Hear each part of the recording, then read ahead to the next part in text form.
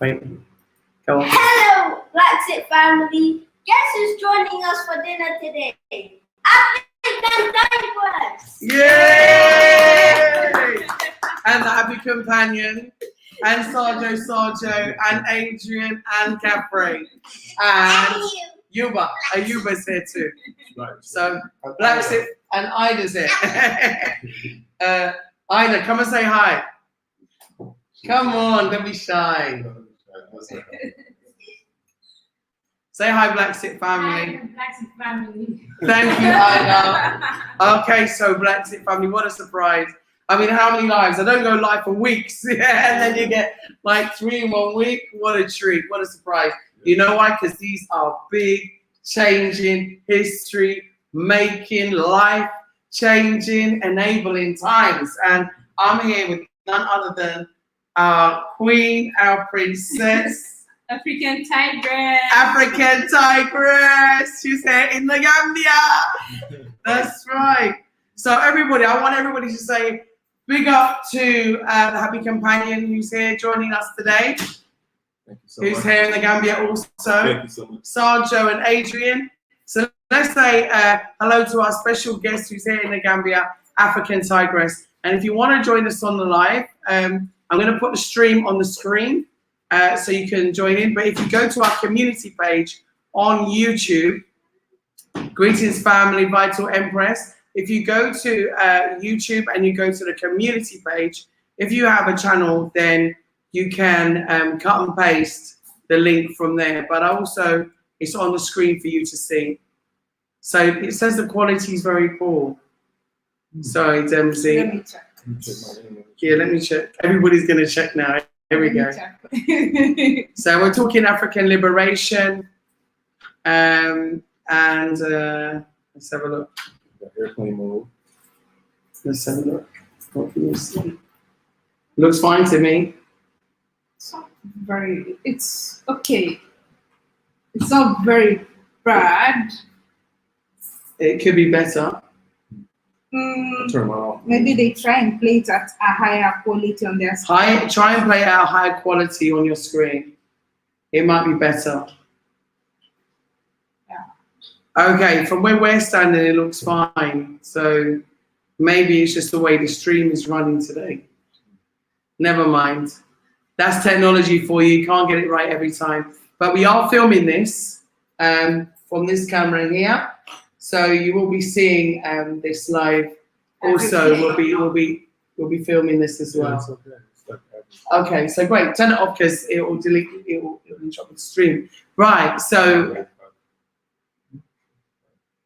no, change the quality. Let's have clear lens. Change the quality. Change the quality on your stream. No, the lens. Step to the camera lens.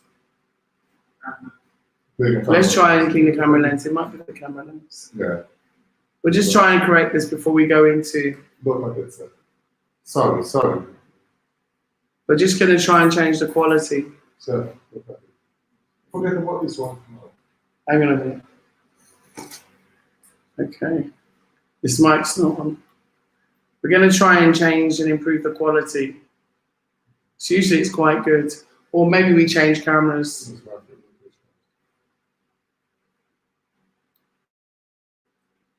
Just going to have a look. Mic's on.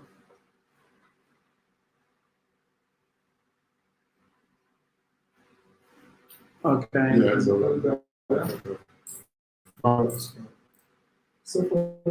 it's coming. Let's come back. Who's taking it? It's not the mic. Maybe it's just a streaming quality. Maybe try and bring it a bit closer. I don't know. So forget that one. Let's work on this one first. Okay, everyone. We're just trying to. It says visuals. Is that any better? Come. Make it a wide angle, but come close. Now change the angle, because you're just doing that to Adrian. You have to go left. That's it. More. No, you're taking everybody out of the show. No, that's what I'm saying to you. I'm saying to look. She's not in there. Okay. All right, now we're all in. Go up a little bit because you're chopping off our heads. That's it. Perfect. No, we're not done. It's coming late. Too late. Okay. Yeah, we're better here. Is that better now? Yeah. And people let me know if it's better now.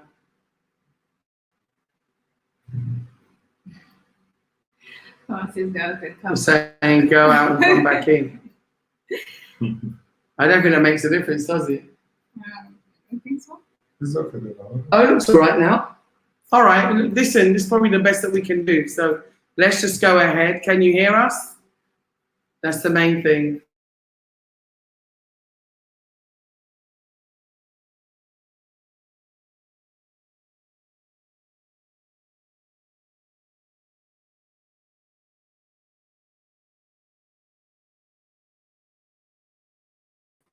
We're back. Back. Okay. Back in action. So it looks like it's Sunday, so everybody's streaming.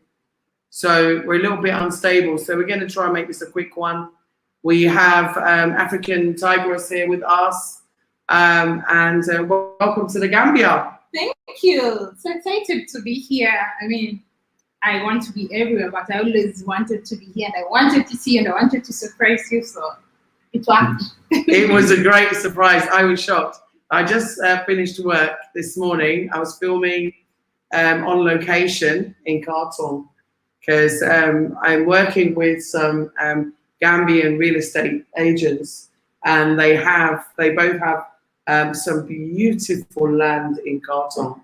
And I want our people to come back to beautiful places like Busra, Khartoum, you know, and make it our homes. And this place is like a mile from the sea. It's a lovely area. And of course, I'm negotiating, trying to make sure that I can get them to be affordable. So you can pay, you know, £1,000, £2,000 and get a decent, big, nice piece of land. So, you know, people say, no, you know, whatever, but it's not about that. It's about us coming home. And now you're here in the Gambia, and you've been going everywhere. Now tell everybody, share with Bla Xit where you've been recently and what you've been up to. Well. I said I wanted to visit 21 countries this year, and I decided to make it more exciting, and I just want to travel for the next couple of years until I feel I don't want to travel anymore. So this year I started off from Tanzania. It was great. That was before Magufuli died.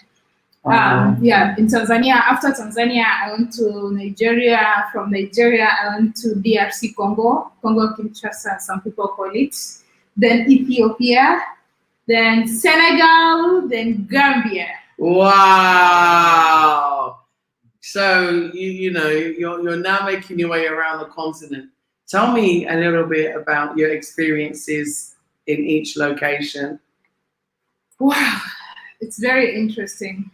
Left Kenya, went to Tanzania. It was amazing, exciting. Tanzania felt like Mombasa, Kenya, especially Dar es Salaam. It felt like Mombasa, Kenya. They speak Kiswahili, so it's like nothing really new.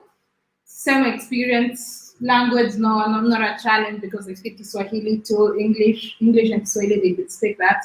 So Tanzania was great. Left Tanzania, I went to Nigeria. Nigeria was a big surprise for me.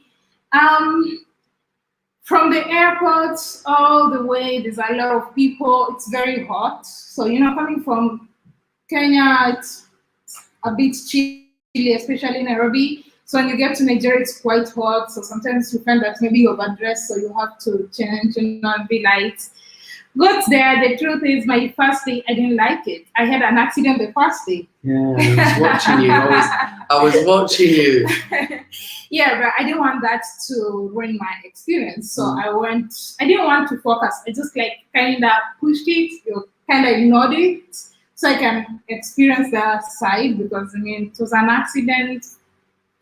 So it was great. I had an amazing experience in Nigeria. And funny thing is, whenever you are about to leave a place, it always gets more exciting. Always. Like when you're about to leave, that's when you're like, oh, I should stay more.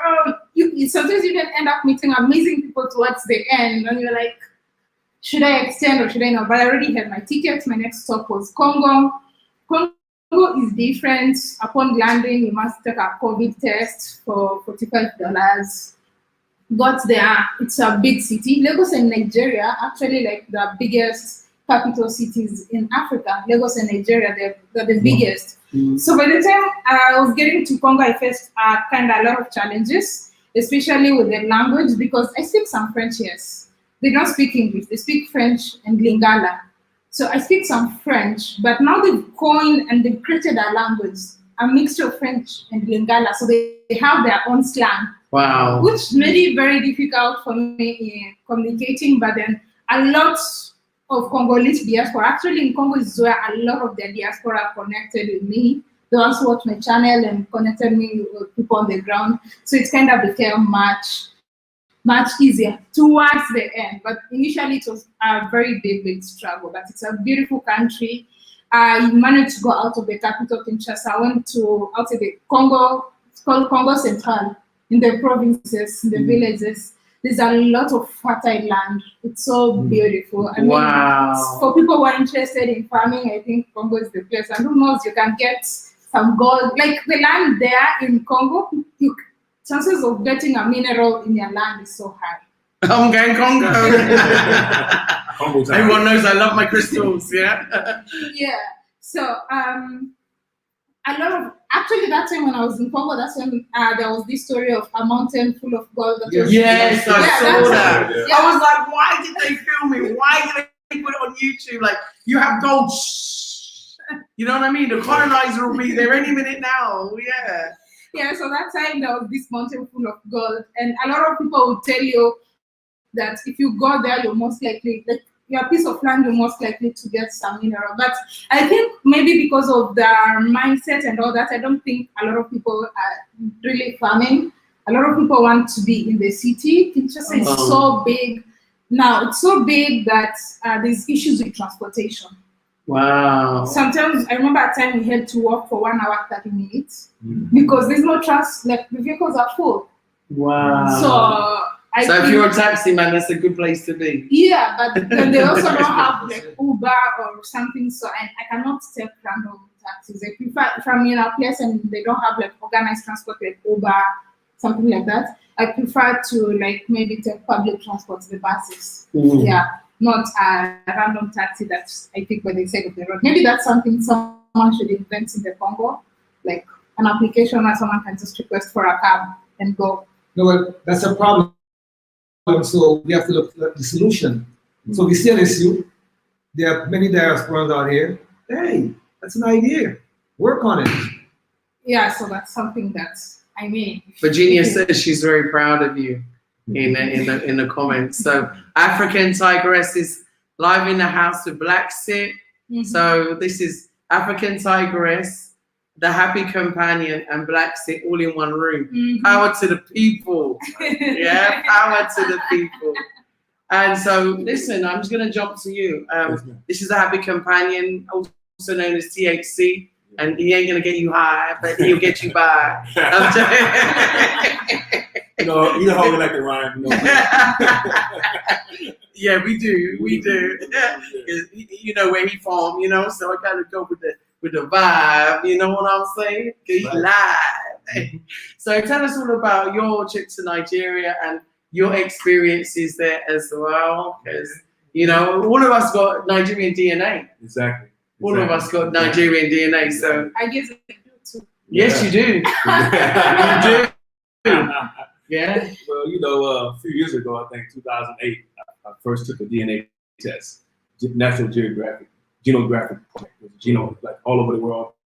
This guy's on taking DNA samples.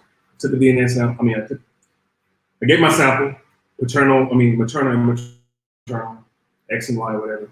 And so then about a couple months later, I found I uploaded it into Family Tree DNA. Then someone contacted me and said, you know, I'm your cousin. I'm like, what? Cousin? I'm like, this is a scam or something. He emailed me because my email was on there. He would say the word scam. This is an American thing. Yeah, everything they think is a scam. Yeah, I'm sure it's cultural, yeah. Cultural, I think now it's like the word scam is synonymous with absolutely everything, which is a shame. It's breaking down trust. It is. It's breaking down trust. But carry on anyway. Yeah. And he sent me a picture, and he must be a distant cousin. He's from the States, and he looked just like my grandmother. Wow. So it's like something, you know. So that's when we start connecting. And then like about 5 or 6 years ago, I checked the family tree DNA again, and I looked at exact matches to me. And then I was going through the list. The brother who contacted me was on there, and then I saw a Nigerian, African name, and I was like, I looked at it, and then I clicked it, and it's a picture of a sister with a hijab on, and it says from Kano, Benue, Nigeria. Mm. And I was like, what the heck is this? And so it was next to me. And so I ended up corresponding, you know, with his family and stuff like that. Her daughter looked just like me when I was a kid. Wow. So, yeah, so it's like, so I found my ancestry, my connection, my Nigerian connection through that. Also another Nigerian from my dad's side, from Igbo side too. And so I found some different sides. Also Igbo was all mixed up. So I ended up going to see them. And so I went into Abuja. Very, very nice. They got a letter of, what's called an invitation letter from my cousin. Say, this is my cousin. He's going to come visit us for 3 months. I was going to initially say for 3 months. Yeah. But I didn't, you know. So then I went to Abuja, went to Kano, stayed a few weeks there. Then I went to Benue, where I went to my TIV. I got TIV in the TIV. They wear the black and white stripes. So any TIVs out there, you know, family too, what's going on? I said, I was Makude, which is one of my ancestral areas, villages. So they gave me the name of Butur, which means the king. So, because they say me, I'm a humble king. I take care of people, I help people. So that's, So you see on the video, you see me doing my little stuff. Yeah, I saw. Yeah. We saw. Hang on. What's going on? Yeah. There we go. There you go. I think that's a tip for you. Yeah, you know that. You know, Come on now. you know. So I was like, actually, how I got down like that, you know, because I was watching all kind of TIV videos and music and stuff prior to coming. So I always wanted to see the cat dance, it's called a swing dance. So I was checking it out. So then when I was little, I used to pop lock and break dance and stuff. So I said, that's where I got the moves from. Yeah. It's in my family, you know. So shout out to my family in Nigeria. Much love to you all. You know. Yeah. And then I went to I saw AUF, African United Force. I was down there for about a week or so with her. She's in Port Harcourt, Nigeria. So I don't know if you know AUF. Shout out to you, Queen. She's she's really good, man. She's a good blogger. She does it. She shows the tours around, and the live streams are kind of really serious, but we got along very well. Very well. She's like my little sister. So, and then like I said, it's like I felt like, you know, like I mentioned on my live last night, you know, Kunta Kinte, Alex Haley, how he had to go through all these painstaking research to order to find Kunta Kinte. Yeah. And he actually had to go to Africa to connect with somebody, one of the orators, the griots, and he talked about a teenager going getting a drum. He found a drum, and he was looking for a drum he was never seen again. That's how he connected, just by that one sentence, pretty much. And because of his ancestors, I mean, his great grandmother, everybody always tells stories about Kunta Kinte was captured while he was trying to steal, get a drum for, you know, wood to make a drum.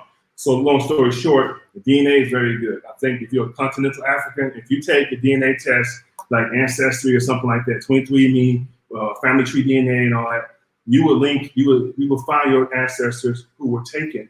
You know, you would bridge that gap, and I think it's very important for a closing for us, not only for you who are on the continent, but for us or the diaspora to reconnect to our ancestors and into our family. Because when I was with my family in Nigeria, it was like family. It wasn't like, oh, he's my DNA cousin, this and that. It said, yeah, he's my cousin. And it's like I said, the daughter looked just like me. And it's like, it's amazing. So the traits to everything. I went to all my, about 3 or 4 ancestral villages. I hung out with the elders. I did all kinds of stuff. So, yeah. I think all of us have got DNA because all of our families intermarried all across Africa. Because the thing is, there's so many migrations across Africa. I remember that there were empires before, and the empires encapsulated what are now seen different countries. If you look at the Mali Empire, you look at the Ashanti Empire, you know, you come back and look at the Songhai Empire, South African Empire, or what they call the Central African Empire. So there are lots of empires. But I want to go to talk about some issues we were talking about last night. Now, you had a long live last night. I was on 2 lives. Yeah, I was with you, and I was also with Bijou Noir. Okay, and you both had very interesting topics. Yeah, your one went on the longest, I must say, and I'm telling you, everybody, if you wasn't on the Happy Companions channel last night, it was literally, it was explosive. It was on fire. It was educational. It was emotional. It was informative. And it was great. And I got no sleep and I had to work this morning. So thank you, Happy Companion. Yeah. But Adrian made some salient points last night. So I want to kind of bring Adrian in at this point. You wasn't on it, but we were talking about it. But we wanted to talk about the conversation that we had in the car this afternoon with Mr. Boundary, which you witnessed. White on stage. Yeah, okay. So Age, share what you were talking about, because right now citizenship is a topical subject. It's all over the internet. It's all over the world. Citizenship, automatic citizenship is also the topic of the day or the month of the year, but it's definitely the word on everybody's tongues, automatic citizenship. So what say you about automatic citizenship and what you were learning and what you found out about last night? I know we had a lot of support from Gambians who called in, all saying that they support it 100%, which was really encouraging. What would you sharing? Because you said a lot of really good information last night. Greetings, Bla Xit Family. Greetings. Thanks for joining us today. And, I would like to thank our special guest here, the African Tigress. Thank you for coming here to the Gambia and to support the work that we're doing here.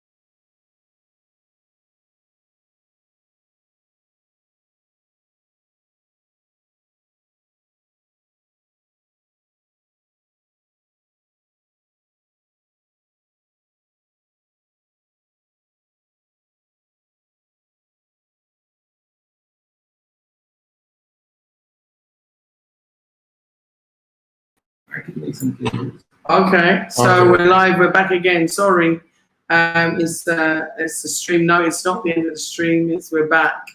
So apologize with us. So what we might do is go on to Zoom, free record, and bring it back to you.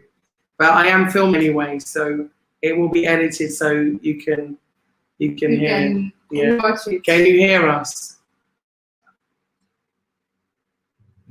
Let's see. Yes. So, yeah, blessed everyone. Okay, thank you.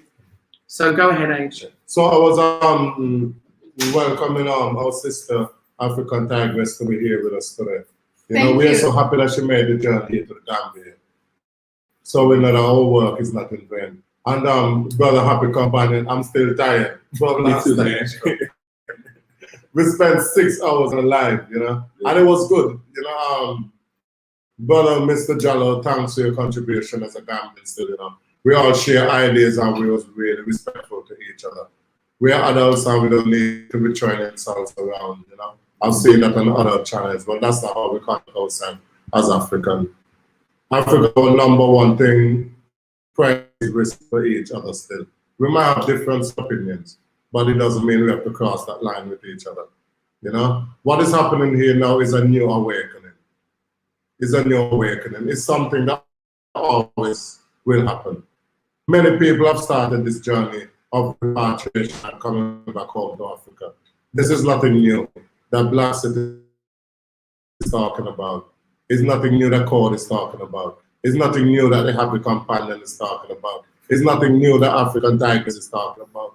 Nothing new that my wife is talking about. Nothing new Glendon is talking about.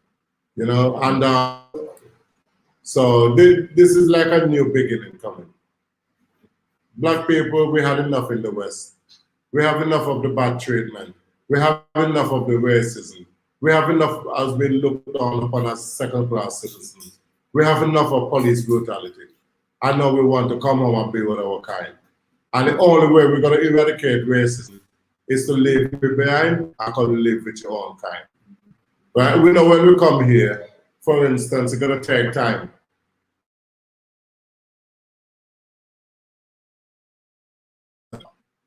We have cultures, different cultures, but everything can come back. Our mission here now is just the start of a journey. This journey will be carried on by our children, our children's children, that will be more embedded into the African society. They will learn the language. Like my son now, he's 10 years. By the time he's 20, he'll be fluent in the language. And his children gotta be more here in the Gambia. So we just spark the process. That's what we are doing, sparking it. As I know, we continue. Our children will take this on, continue. So probably why we transcend from this, physically transcend from this earth, things would have been so much more. There will be so much more unity among us because we all have a story to tell. Our African brothers and sisters, we have a story which we have to give.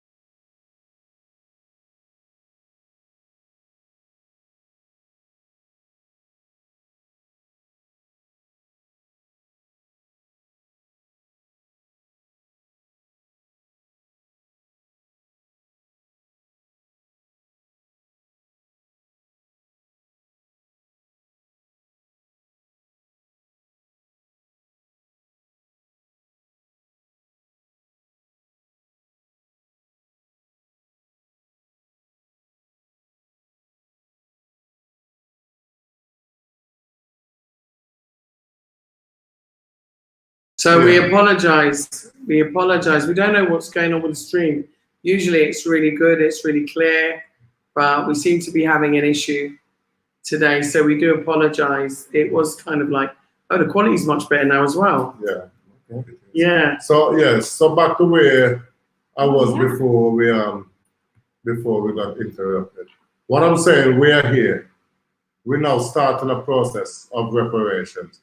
Years from now, this topic, we probably won't even talk about it again because all of us would be so embedded here in the African society that we just look back at these times and say, yeah, that was the starting process. So what I'm saying to my African brothers and sisters, especially my brothers and sisters here in the Gambia, we are coming home. And we are coming home, we are respectful people. We're people, we respect the laws, we respect the country, we respect our neighbors, we respect everyone. We have put forward a proposal, and it's still a proposal.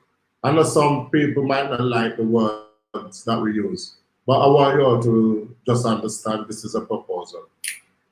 You know, we speak with a lot of MPs. They're intelligent. They're intelligent enough to make the right decision. That's going to suit us all. You know, the lawmakers of this country, they're intelligent enough to make the right decision that all of us will be happy with. And I guarantee you, when they make a decision and they say to us, this is what they're offering, we all will shake hands and accept it. And we just move on as African brothers and sisters. You know, I mean, I don't know if there was ever an influx of African that was coming back to the continent as it stands now. Yeah. As it stands now, there's a lot of people coming back. We have a head office in Vigilo. And sometimes we serve over 20 people per day. Yeah. We don't get no rest. We work 7 days a week. And all we want is just an easy transition of us to come home. We are following all the protocols in this country. We're not going around doing things on our own accord. Everything we do step by step, we take an advice. We take advice from 2 ambassadors here. You know, we take advice from we have 33 members of parliament now giving us their support and their advice. We're not going to go against what they're saying. It's not about that. It's a coming together. It's a journey we're on. And every journey begins with the first step. It doesn't matter if you walk 100 miles. Until you make that first step, you will never complete that journey. This is just steps. And other steps we made before this for citizenship. Other people was asking for the citizenship in different ways. There's nothing wrong to bring a few options to the table. There's nothing wrong to bring proposals. Absolutely nothing. So what I'm saying, let's work together as brothers and sisters. Let's look at ourselves as long-lost families coming back together. When we come back to Africa, we don't think about going back to the West. No. We always think about coming home, and we're home. Everything we bring here stays here. We're not here on a business mission just to come here and drain Africa and run back to the West. Yeah. I'm not going back to the West. I know a lot of people say, oh, would you give up your British passport? Listen, I had a monster passport. Yeah. But unfortunately, the island got taken by a volcano. And because we were still a colony, England reached out to us, and that's how I moved to England. And we were given automatic citizenship. Automatic citizenship is not new. We're still a colony, so it was there for us. Now, we still have children in England. Maybe we might have to go back there on an emergency. You know, but if I get all my families here, all our children here, I'm not so much interested in our passport. It's beyond passport. It's beyond that. You know, and we're coming back home because this is a spiritual calling for us. Yes. Now I come back home, I feel like there's something lifted. You know, I feel like my ancestors is actually here with me. My ancestors, some of them, their bones is lying in the bottom of the ocean. We cannot forget this atrocity. We can't, we just can't forget it. And sometimes I feel like we allow words to continuously separate us. Yes. We are not looking at what we're doing together as people, as a family. So you might just say a word, and some people might not agree with it. Next thing it turns into insults. You don't need that. You don't need that. And as I was saying, we made a proposal. And everybody have a right to make a proposal. But when it reaches to the hands that will deal with it, I know they will deal with it professionally, and we will come up with the best solution that we could. You know, I will give somebody else a chance to speak now. Yeah, basically, I wanted to talk to Sarjo. You attended the meeting with the VDC and the Bussorah Youth Task Action Force. Let me get it right. Bussorah Youth Task Action Force. It was a big meeting, well attended in Bussorah. The VDC was there, the Alcalo was there, and it was a full house. And it was a fantastic meeting. It was a great meeting. And I gave a presentation I was asked to about Blaxit and also about automatic citizenship.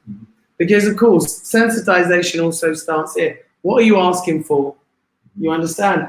Well, number one is that I want to be accepted as an African automatically. Yeah, I want to be accepted as an African automatically. That is very important, right?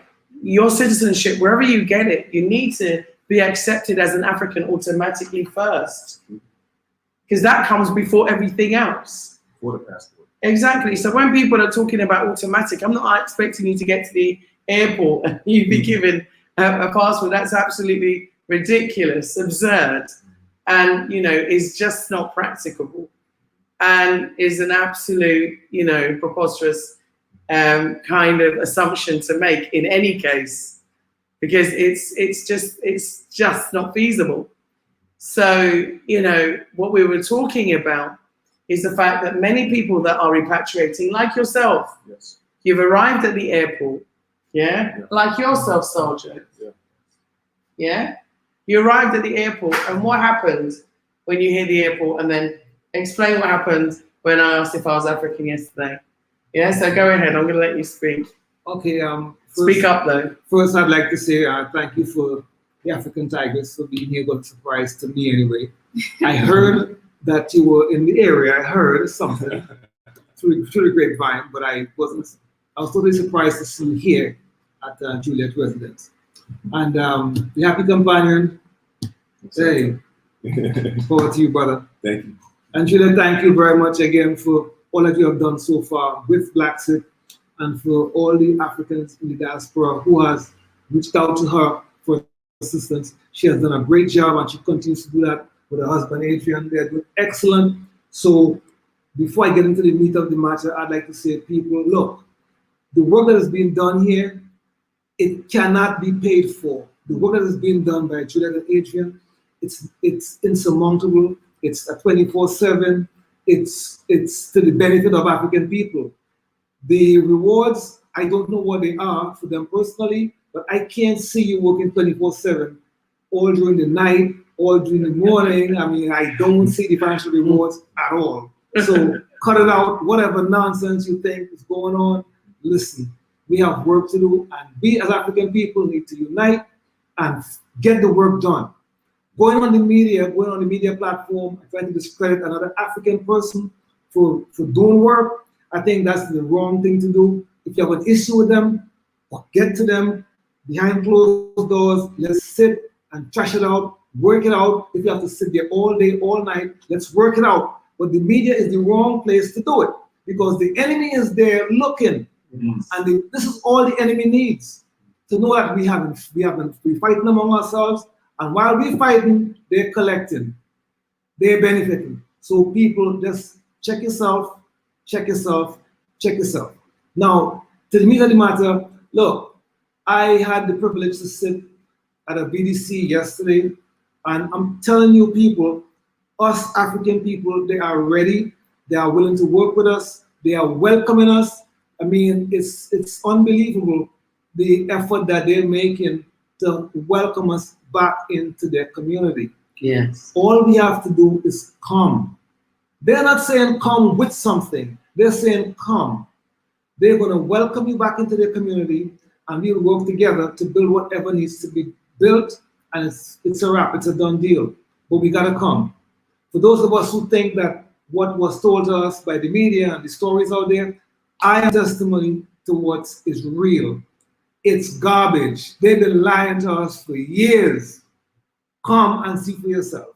Absolutely. And I asked the question yesterday because I wanted to know, because, the history of us being kidnapped and hijacked and stolen from villages. One such one was Bussorah. Wow. And so Alcalo Fai, Aliu Fai, who's the Alcalo, who was like the chief or the king of Bussorah, he basically comes from a long lineage of scholars, and the history was preserved through them, which is why he's really, asking us to come home to Bussorah. asking us to come and help with the development Busra, because he believes that a lot of us were actually taken from that particular area and that particular region, that village. Wow. And so, you know, it's very important that so when I asked him about, okay, because I was on Bijou Noir yesterday, and we were talking about the fact that how do we bridge the gap with the diaspora in Africa, okay? And that's why your two shows were going. I'll tell you what, it was fantastic. Between you both, I'm going to congratulate you and I'm going to congratulate her, okay? And nothing will set you asunder because you're both doing great work, okay? Doing great work. And so, yeah. And so when I asked him directly about it, he talked about the carnage. And no one talks about the carnage that was left behind. No one talks about the damage that was left behind. So I asked him, so you come from this lineage of chiefs. Did any of you sell us? I'm sorry, but I was curious. I wanted to know, you know, far be it from that. In fact, it was the story that the chief was also enslaved. And so the lineage and the cross story is there. No one ever talks about the fact that everyone thinks, oh, the chief was sitting there happy saying, yeah, go on, sell her, sell him, sell her, sell him, you know. But these are their people, these are their own villages, these are their own family members. Would you sell your own family member, your own children, your own child? No, you wouldn't. And so, in fact, many of the chiefs were actually enslaved also. And that broke up the lineage. And nobody talks about the mothers that were grieving their teenage sons, like Kunte Kinte, when they were gone. No one talks about the children that were taken, because many, many children were taken. In fact, one of the stories that we were told was about a child that was taken at the age of 5 or 6, you know, that was trying to later on retrace her roots. I mean, there's a story also of a lady who ended up in, I think, Carolina, in America. I heard about her when I was in Sierra Leone, and she was able to trace her roots. But yeah, so she was taken as a child, and many children were taken and separated from their parents. So like one parent was sent to Cuba, another parent was sent to Brazil, another one was sent, and then the child was sent to America. So that's how they divided the family. So if you're asking about us as Black people, why we're divided, well, we're constantly in conflict, because we are. At some point or other, we're all in conflict. Even in our relationships, we're in conflict. In our families, we're in conflict. It's because conflict was started in our DNA and through slavery. I mean, imagine, you couldn't even speak to your own child who was enslaved. You couldn't even speak to your own child. Imagine having to go and dress your child, you know, comb your child's hair, put their best rags on because they didn't give us good clothes, to go and take your child to the slave auction, for your child to be sold to someone else right there in front of your face, knowing that you'll probably never ever see your child again. And remember, the last person that was enslaved was in 1962. Chano, come back. I was just about to bring you in. Yeah? No. Sorry, I was Age. going to read that just a little. Okay, you go ahead. Adrian's got something to share. And the only reason why I'm reading this, I know it's coming from one of their colonizers. One of the colonizers, when he came here in the African tour, that Charles, I won't even call him Prince Charles because they don't have to damage to Africa. A Windsor, just say a Windsor. No, a Windsor. Yeah? He was saying the appalling atrocity of the slave trade and the unimaginable suffering it caused is still pain in us today, yeah? Left an indelible stain on the history of our world, right? While, well, I don't like this bit because Britain never really do much. But it said, while Britain can be proud that it later led the way in our abolition of the shameful trade, we have a shared responsibility to ensure that the abject horror of slavery is never forgotten. They need to pay reparations. Yeah. Yeah? They need to pay reparations, yeah? Is it you? Yeah? Oh, come on. Sorry, yeah. We have a shared responsibility to ensure, right? So this is what he go on to say. But he's saying, right, we have a shared responsibility to ensure that the abject horror of slavery is never forgotten. It seems to be forgotten here in Africa. Yes. It seems to be forgotten here in Africa because we haven't seen much here to commemorate what happened in the slave trade. We haven't even seen a day of mourning here. When you look at World War I, they have Remembrance Day. Yes. Remembrance Day. Every November in England, they have the Remembrance Day for the soldiers that died going out there to raid and thief people's possession.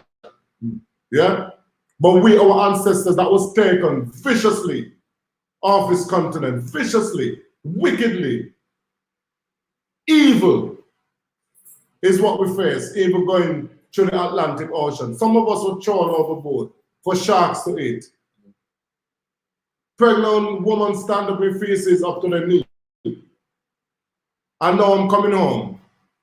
I'll be coming home to find peace, peace within ourselves. Because in the West we don't find peace due to racism. You don't get peace. No.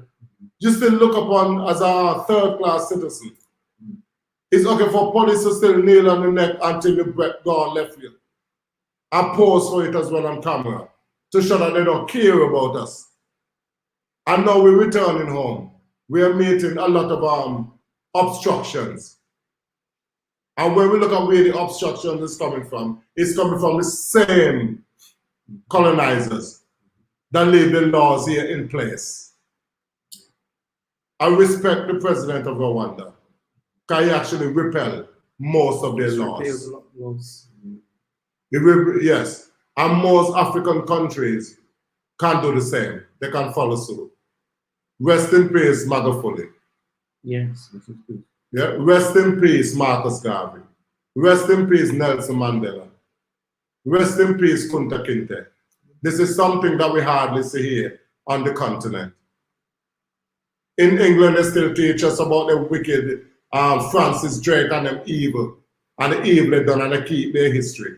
But we seem to lose in our history and taking on such of a colonial mindset. We need to rid ourselves of the colonial mindset. We are brothers and sisters, we are family that coming back home. This is the start of a journey, not start by Bla Xit, but start by others before us that was championing for this grand and great reunion of Africans.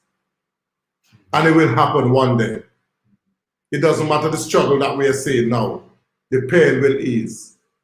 And each and every one of us going to be listening to everyone's story. I must hear Brother Happy Companion's story. Because he been through what he's been through in America. He has a right to confess his story.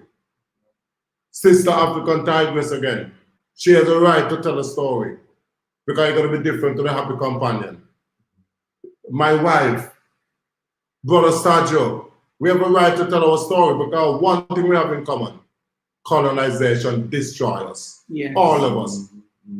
And the only aim and goal was to keep us suppressed and keep us down. So it doesn't matter how we affect all of us, they get the same result, to keep us down. And now we are coming home. We are coming home. And we bring in love. Love. And we have to be patient with each other. But the reunion is happening. Okay. So we have someone who's popped in to ask, is it African Tigress or TAC or Sarjo or myself or Adrian a question? Fire away. Greetings, brother. One love, brother. I actually came in to one last night. Adrian. Hang on. Can you hear me? DMC right there. Can you hear me now? Thanks, CMC. We saw you last week. Okay, you can hear me now? Yes, brother. Okay. I basically came on to say, Go Black said in the panel, in chat, a panel of pioneers. That's it right there. When I watched Adrian and THC, I don't know, you Adrian, you said last night, we putting in the work. I know you are because you couldn't have went to sleep yet. Because y'all was up late last night. So you got to be putting in the work. What I love is that the patience, what you was mentioning, Adrian, and the patience of hearing each other's story. We have to listen to each other's story. I'm gonna say you taught me that a bit last night, because with the different cultures, we can get all swollen up in our chests and everything. You can't tell me this, you can't tell me that. And I was a little bit like that for my last experience on your channel. But now, brother, after last night, never. We're like this. Wakanda, hey, we're like this now. You know? And I get exactly what you're saying. I get exactly what you're saying, and I understand. And that's what has to happen. Us telling our stories and communicating and wanting to come home. You said come home for a peace of mind. That's what I noticed with THC. He gets home and he calls that his home, and he's reversing. He's aging in reverse. His military picture look older than he does right now. And so there's something happening over there that he's finding peace. And some of us don't know that we want peace or even need peace. And what I mean by that, and I'm going to use myself as an example. I and a lot of people in my family suffer from hypertension. Now, I have had hypertension for so long. When I got used to it, because I thought that's how you're supposed to feel. When I got it under control, and I no longer, it's under control and I'm good, I'm like, wait, this is what I'm supposed to feel like? My creativity was able to flow better. Or whatever. I've been feeling bad for so long, I didn't feel bad. And I think that's what I noticed when people come home for that peace of mind, Adrian, that you were speaking of, wanting to be and get this off of our back, get off out of that right race and work with people that look like us, that's down with us. And again, when the brother said, leave the media and the social media alone, I'm with you 100%, because there's a lot of people out there that's putting out things based on just to start the drama. And for what? For clicks? For views? Yes. Views is not going to build boreholes, infrastructure, or whatever. That's not going to build that. What we need is what we were doing last night and what you're doing now, coming together. I love to see this. All of your African Tigress, all of you up here, Adrian, Julie, that's what's up. That's all I had to say. I felt after last week, after the drama last week, and then seeing what has been happening in the healing this week, that's what I'm talking about. Now I don't have to shut my YouTube off, because I was going to after all that nonsense last week. Now we good. We good, and I like to see that. Look at this. I had to take a screenshot. I'm gonna have to draw this picture. All of you guys at the table like that. I love it. Thank you. That's all I have to say. Thank you, brother. Thank you. South African Tigress. You're born on the continent, and you've been vlogging. You're far more experienced than all of us here. And I used to sit there and drinking your topics and drinking. In fact, I've been a guest several times on your show. That's true, Yeah. So I want you now to take the lead on the topic of automatic citizenship moving forward across the continent. I'm not just talking about Gambia. I'm talking about across the continent. How are we going to reunite? How are we going to reunite? Because we have to. We don't have a choice. It's happening right here in real time, in our lifetimes. And unless we do something about it, we come together, then I don't know the fate of our continent. So I would like you to take a lead on this. First, I actually love the work you're doing. In Kiswahili, we say kujituma. I mean, you kujituma, like sending yourself. That's the direct translation. Like you're actually, like, since I knew you, it's been about that. You've been very consistent about it. And I know at the end of the day, once you do it, it's not just for you. It will benefit a lot of people. Of course. Yeah, a lot of people are going to benefit from it. It's not just Juliet. It's It's not about blood. It's not about your family. It's going to help everyone who wants to come home. And I talked about 15 years. I think really that's too long. It's too long. It's too long. I mean, some people might wait forever, and that 15 years may never get there. You don't even know if you're going to live 15 years, exactly. right? Yeah. That's why we suggested a 2-year program, which I think is satisfactory for us to blend in, to incentivize ourselves to be here, and also to bring in investment, because you need that stability, you need that certainty, and you need to acclimate into the environment and to assimilate. And people are saying, oh, but you said, you have to be fluent in the language. I never ever said that. I said do language classes to help you, to integrate, to integrate.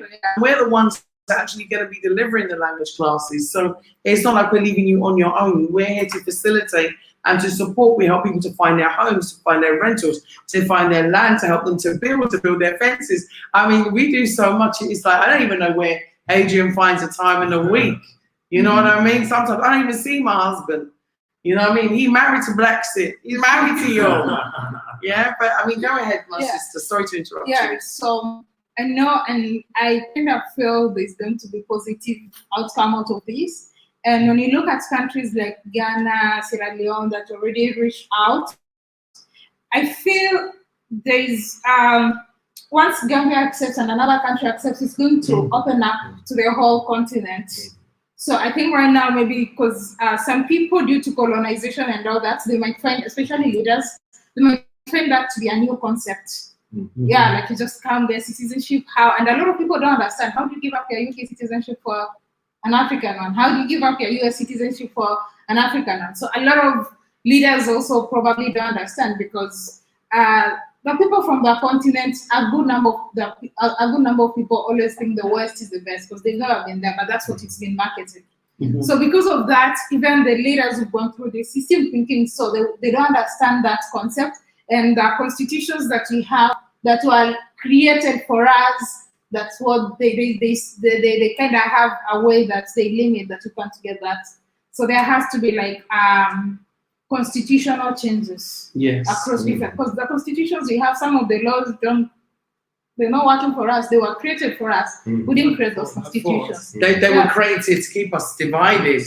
Because the colonizer, you think about it, in 1962, in the Gambia, it was a colonizer's constitution. It wasn't, now we got Bijou. Hang on, come on, sis. Hey, family. Hey, so we're on top. You're awake. How did you manage after last night? You and the happy companion, I got to applaud you both. Last night, I don't care, right? I ain't getting no differences. I ain't no bad mind.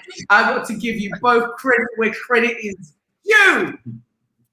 Both of you. No, I'm on it. Last night, you created history.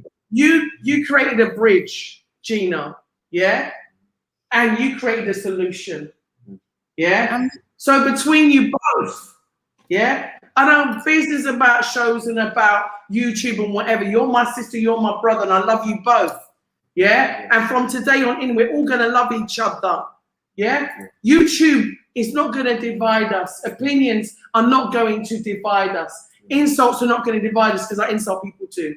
Right? I ain't a hypocrite and I ain't a liar. Some people, they hate me for life. Because I put them coconut and all kind of things. Right? But because it needed to be said at the time. But the one thing, as brothers and sisters, as men and women, the only way forward for us all is to unite. All of those people that said bad things about me last week, I can't even remember their names this week. You understand? That was last week's cereal, man. That's in the bin. We start again with a new cereal this week. You know what I mean? I'll be on mango cereal this week. Next week, I'll be on pawpaw cereal. You understand what I'm saying? The following week, I'll be eating jackfruit cereal. I'm sorry if I'm making you jealous that they can't get no mangoes and banana cereal. But let's work to make it better. That's what we have to do. To make it better. So, Gina, have to improve it. You got the floor. African Tigress is here. Two powerful sisters on YouTube. Come on now. Oh my God. I want to say first and foremost, Juliet, Adrian, you're not just like trying to bring us all home. You're not just like trying to make us understand what Africa has to offer for us. You're also, I mean, the other day, y'all, I don't even know, they brought my cousin, a Gambian cousin, all the way to their house, inside of their house, to have introduced him to me. These people are like, if I could call you Mama and Papa Africa, that's what you're acting like right now. You're like, you're really, and you said I was building a bridge. No, I was having a conversation. What you're doing in action is building a bridge. And I love you both for that. And you're right. Sometimes I don't agree with you. We've had our loud confrontations on my channel. And the next day I was like, hey, Juliet, you know what I mean? And I love you for always, you're treating me like a sister. And I appreciate that. And I love you for that.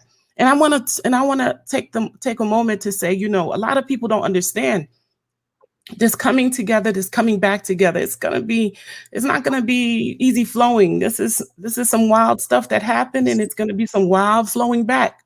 And we're gonna step on each other's toes. And I know I've stepped on my brother's toe. Happy companion, I'm so happy to see you.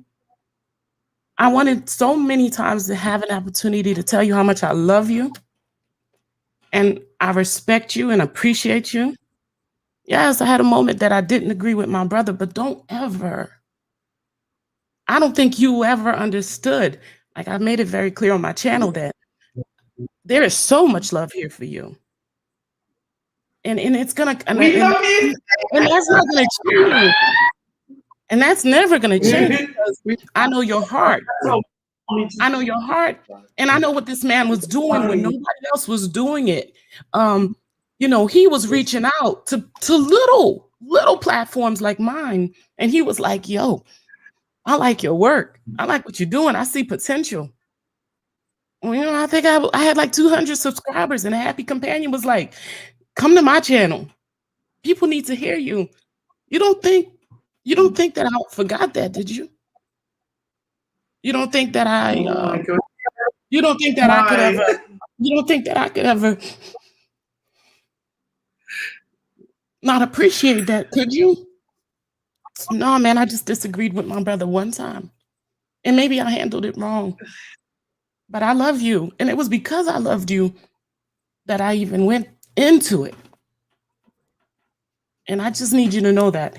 I need you to know whatever that you have internally or whatever that you may be thinking. Nah, I see you. I respect you and I appreciate you. So that being said, I just wanted to make that clear. When Juliet sent me the link, and more than anything, all that we're talking about is very important. But what is important to me right now is for you to understand that I love you, respect you, and I never meant to make you feel that way.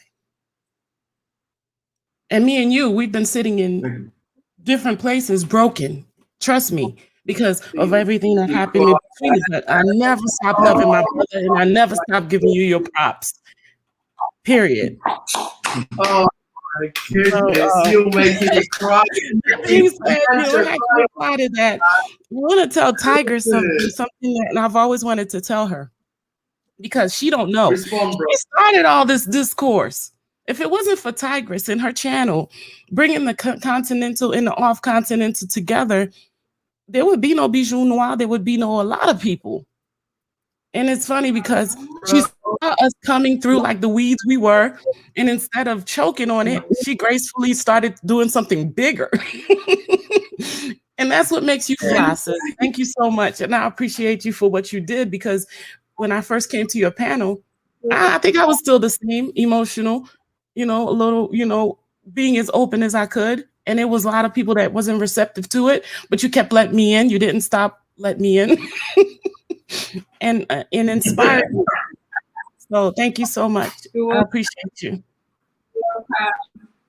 Thank you, Bijan. And for the guy that's on the panel with all those plots, I just want to let you know that I will be coming to get some mangoes. You know who I'm talking to.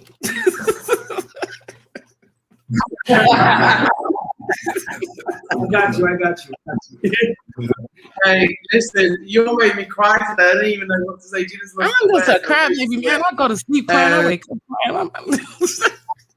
But we do. They not a lot of unity. There's nothing like black love. And this is what we need. This is what we need, the healing. The healing comes from, you know how many people ain't even gonna want to see that? Yeah, a lot of People ain't gonna want to even see you and my sister on good terms, right? She acknowledged your help and your support publicly and said, you know, she done it, sorry. Yeah, that takes courage, that takes spirit, and that takes respect. And I'm glad we're respecting each other. Yeah. Because every single one of us has got a bit different belief structure. Every single one of us is born in a different place. Every single one of us has got a different cultural background, right? And every single one of us are African. And that is the commonality. And when I say you're automatically African, I want everybody now to say, I'm automatically African. I want you to write in the stream, I'm automatically African. Go on, what are you? automatically. What are you? Automatically African. I'm automatically African. Are you? Automatically African. What are you? Automatic African. You are, what are you? Automatic African. We're automatically African. Right. And we're I go to the comments, my family, right in the stream. I want you to write your comments and I want you to say you're automatically African. Sister Ida, Yeah. Come here. Don't be shy. Don't be shy. I want you to say you're automatically African. You see us as African and we welcome. Yes. We welcome home Yeah. to the Gambia. Yeah. Thank you. Say, Oh, you say you're automatically African. In your land. Yay! Don't leave me out. I'm automatically African. Don't be trying to leave. I see what y'all do. So we got Cherno Sisse. Cherno Sisse, automatically African. Next, you say this one. Gregory. Gregory X, automatically African. You're next. Virginia from Northern Virginia. Yeah. VA is Virginia. Yeah. Yeah, automatically African. Francine Page. I'm automatically African. Isaac Wren. I can't see what. Isaac Wren. I'm That's talking my about Isaac. Isaac Wren, automatically African. Call me. Call me automatically African. African Journey. Thank you Prince. Thank you all. Hang on, Prince. Off grid. Listen, there's so many off-grid. J. Woken M. Bless. Black Lion. Black Lion. Mam Zemi. Black Butterfly. Miss Blue Love. Gwendolyn Turner. Okay, lovely. DMC. XDMC. Oh, wonderful. XDMC, oh yes. Yeah. Off grid. Best sapiosexual. Automatically African. That's right. That's But yes, give thanks to the love that's going to Obion Man. Free West Papua. Sister Gina, Yes, I yes. respect you for that, sister. I don't Yes, have anything but yes, love I for my respect you people, for man. You just gotta have to be patient with me. For one, you know, I got a lot of broken pieces, You, but trust me, I have nothing. yes, we all are. We all are. None of us sitting on this panel, none of us are perfect. None. You know, we just doing our best. We're doing our best. I mean, Bla Xit been here coming up for over 2 years now, vlogging. And we don't put disrespect out on our channel. Is it 2 years? Coming up to 2 years. Joking me. Since 2019 we have started. You started 2019. Oh, for 2020. Okay. We must even keep in check. Look at what we're doing here with our channel. And that's why I always keep saying we have to use our platforms respectfully. Regardless of how I feel. When I see some of the insults in comment section about, especially towards my wife, I was a husband, I have feelings too. But I still conduct myself in a respectful way. Because this is what we learned from our ancestors. Any African that disrespect the other fellow African in that way, right, has forgotten about who we are. Yeah. We are peaceful people, we are loving people. We don't have differences, but we still have to have respect at the forefront. So sometimes some of you, I know you're all much younger, some of you could become our children. And the insults, that is some of you right there in comment section. The insults, that is some of you go on platform. I even have one brother go and so insulting to my wife. This is a young guy that I used to talk. He has no respect I have phone calls from Gambians, you know, in the wider diaspora, call me and say that young man has no respect for disrespect yourself and disrespect your wife like that. Regardless of what the problem is. Show some respect to your elders. I'm old enough to be a dad. Yes. I see. We don't disrespect our elders. You ought to be ashamed of yourself and I demand that you give a public apology. And you need to do that. Because that is not African. I live here with Gambians and none of them come here and disrespect us here. Never. Never. Never. I will never disrespect them either. Including the people in the chat room who was laughing and cracking up on Yeah. this. Thumbs Be up to you respectful. guys. That's very disrespectful. You should have been battling. You should have been saying things against what he was saying, you know, out of respect, especially if you're Gambian, if you're continental or sixth region, whatever. Yeah.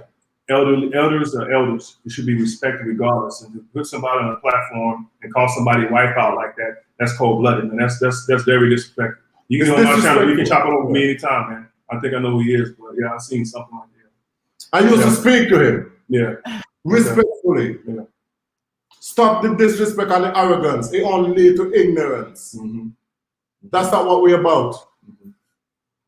We live here with Gambians and Gambians are respectful people. We never had the issue here. Many Gambians have repatriated back to Gambia. Sometimes they meet us and they say, Bla Xit family, thank you for what you're doing. Yeah.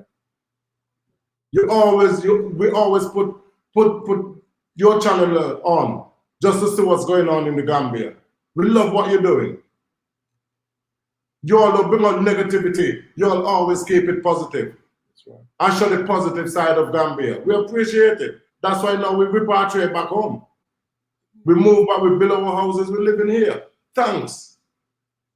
And this is all I'm saying. We as Africans, one thing we always have is respect. Yeah. And we should not lose sight of respect. Not because we're in the colonial master's land. We are coming from there too. We should be still respectful. Yeah. This is just YouTube. This is just YouTube. Yeah, I agree. You have my number, call me, talk to me. But don't go out there disrespect me and disrespect my wife online. Be responsible with your platforms. Have some respect. I'm your father's and mother's age. I'm not a child like you all. I'm a big grown man. Have some respect for myself and my wife. That's all I'm saying. Let's keep it respectful. Yeah, I mean, Can I jump in there for yeah, a of course second? you can. You know, additionally, it shouldn't take Adrian to have to call a young person out like that, because at least there should be some degree of brought up from home. If there's a problem, like I said earlier, if you have a disagreement with something that was said, I think it would be so poignant or proper to address that issue off the air. We should never be having issues that are openly disrespectful to each other on the air. This is the work of the enemy. The enemy loves that. And every time we do it, they benefit. I am in the Gambia right now, and I'm seeing things here that the enemy is benefiting from. Yeah. Why? Because we do these nonsensical things. We need to stop that. Get off the air with that foolishness. If you have an issue with someone, call them privately. If you need a mediator, listen, I am welcome to sit and mediate anything, but I will not accept any disrespect from anyone, regardless of who you are. I would not accept it. It's unacceptable. We could do better than that. And that's my say for the day. I think there's a lesson that I learned here since living in Gambia, and it is respect. Yeah. I love my brothers and sisters in Gambia for that. I really love my brothers and sisters in Gambia for, reinstilling the values that we were raised with. Because when you're in the West, it's easy to get distracted. It's easy to start taking on a foreign nation's customs. And when I mean foreign nation, I'm talking about our colonizers. Yes. Yeah, because I grew up in a place where, white children could tell and European children could tell their parents, and swear at their parents and do whatever. And then, you cheeky, get over there. You know what I mean? You cheeky, go to your room. I don't know what you're talking about. You think I could ever go to my mom, and say that? my mum would give me a look. It wouldn't even be words. You understand? It would be the look. The look alone, it would get me running to my bedroom and trying to lock the door, yeah, and looking for something I can put in my knickers, right? Because I know a spanking's coming. You understand? So I'm just saying that I wouldn't even dare. I just wouldn't dare. And I think that is the African in us, is that respect, that level of, you know, even like my mom might say or my grandma might say something to me, and, you know, I just have to hold my lip out of respect and not even respond, even when I know that, you know, it might be something that I didn't agree with, or that I wasn't passionate about, or something that was just downright wrong. I will just hold my tongue and tackle it in a different way, but respectfully. And I think respect has to be the order of the day for African liberation. This, you know, the 25th of May is African Liberation Day. Oh, okay. Yeah? And there's a big event happening at the Gambia University. I want you to come and attend. There's a march for our liberation, and the students are marching into the university, and the event starts at 10 a.m.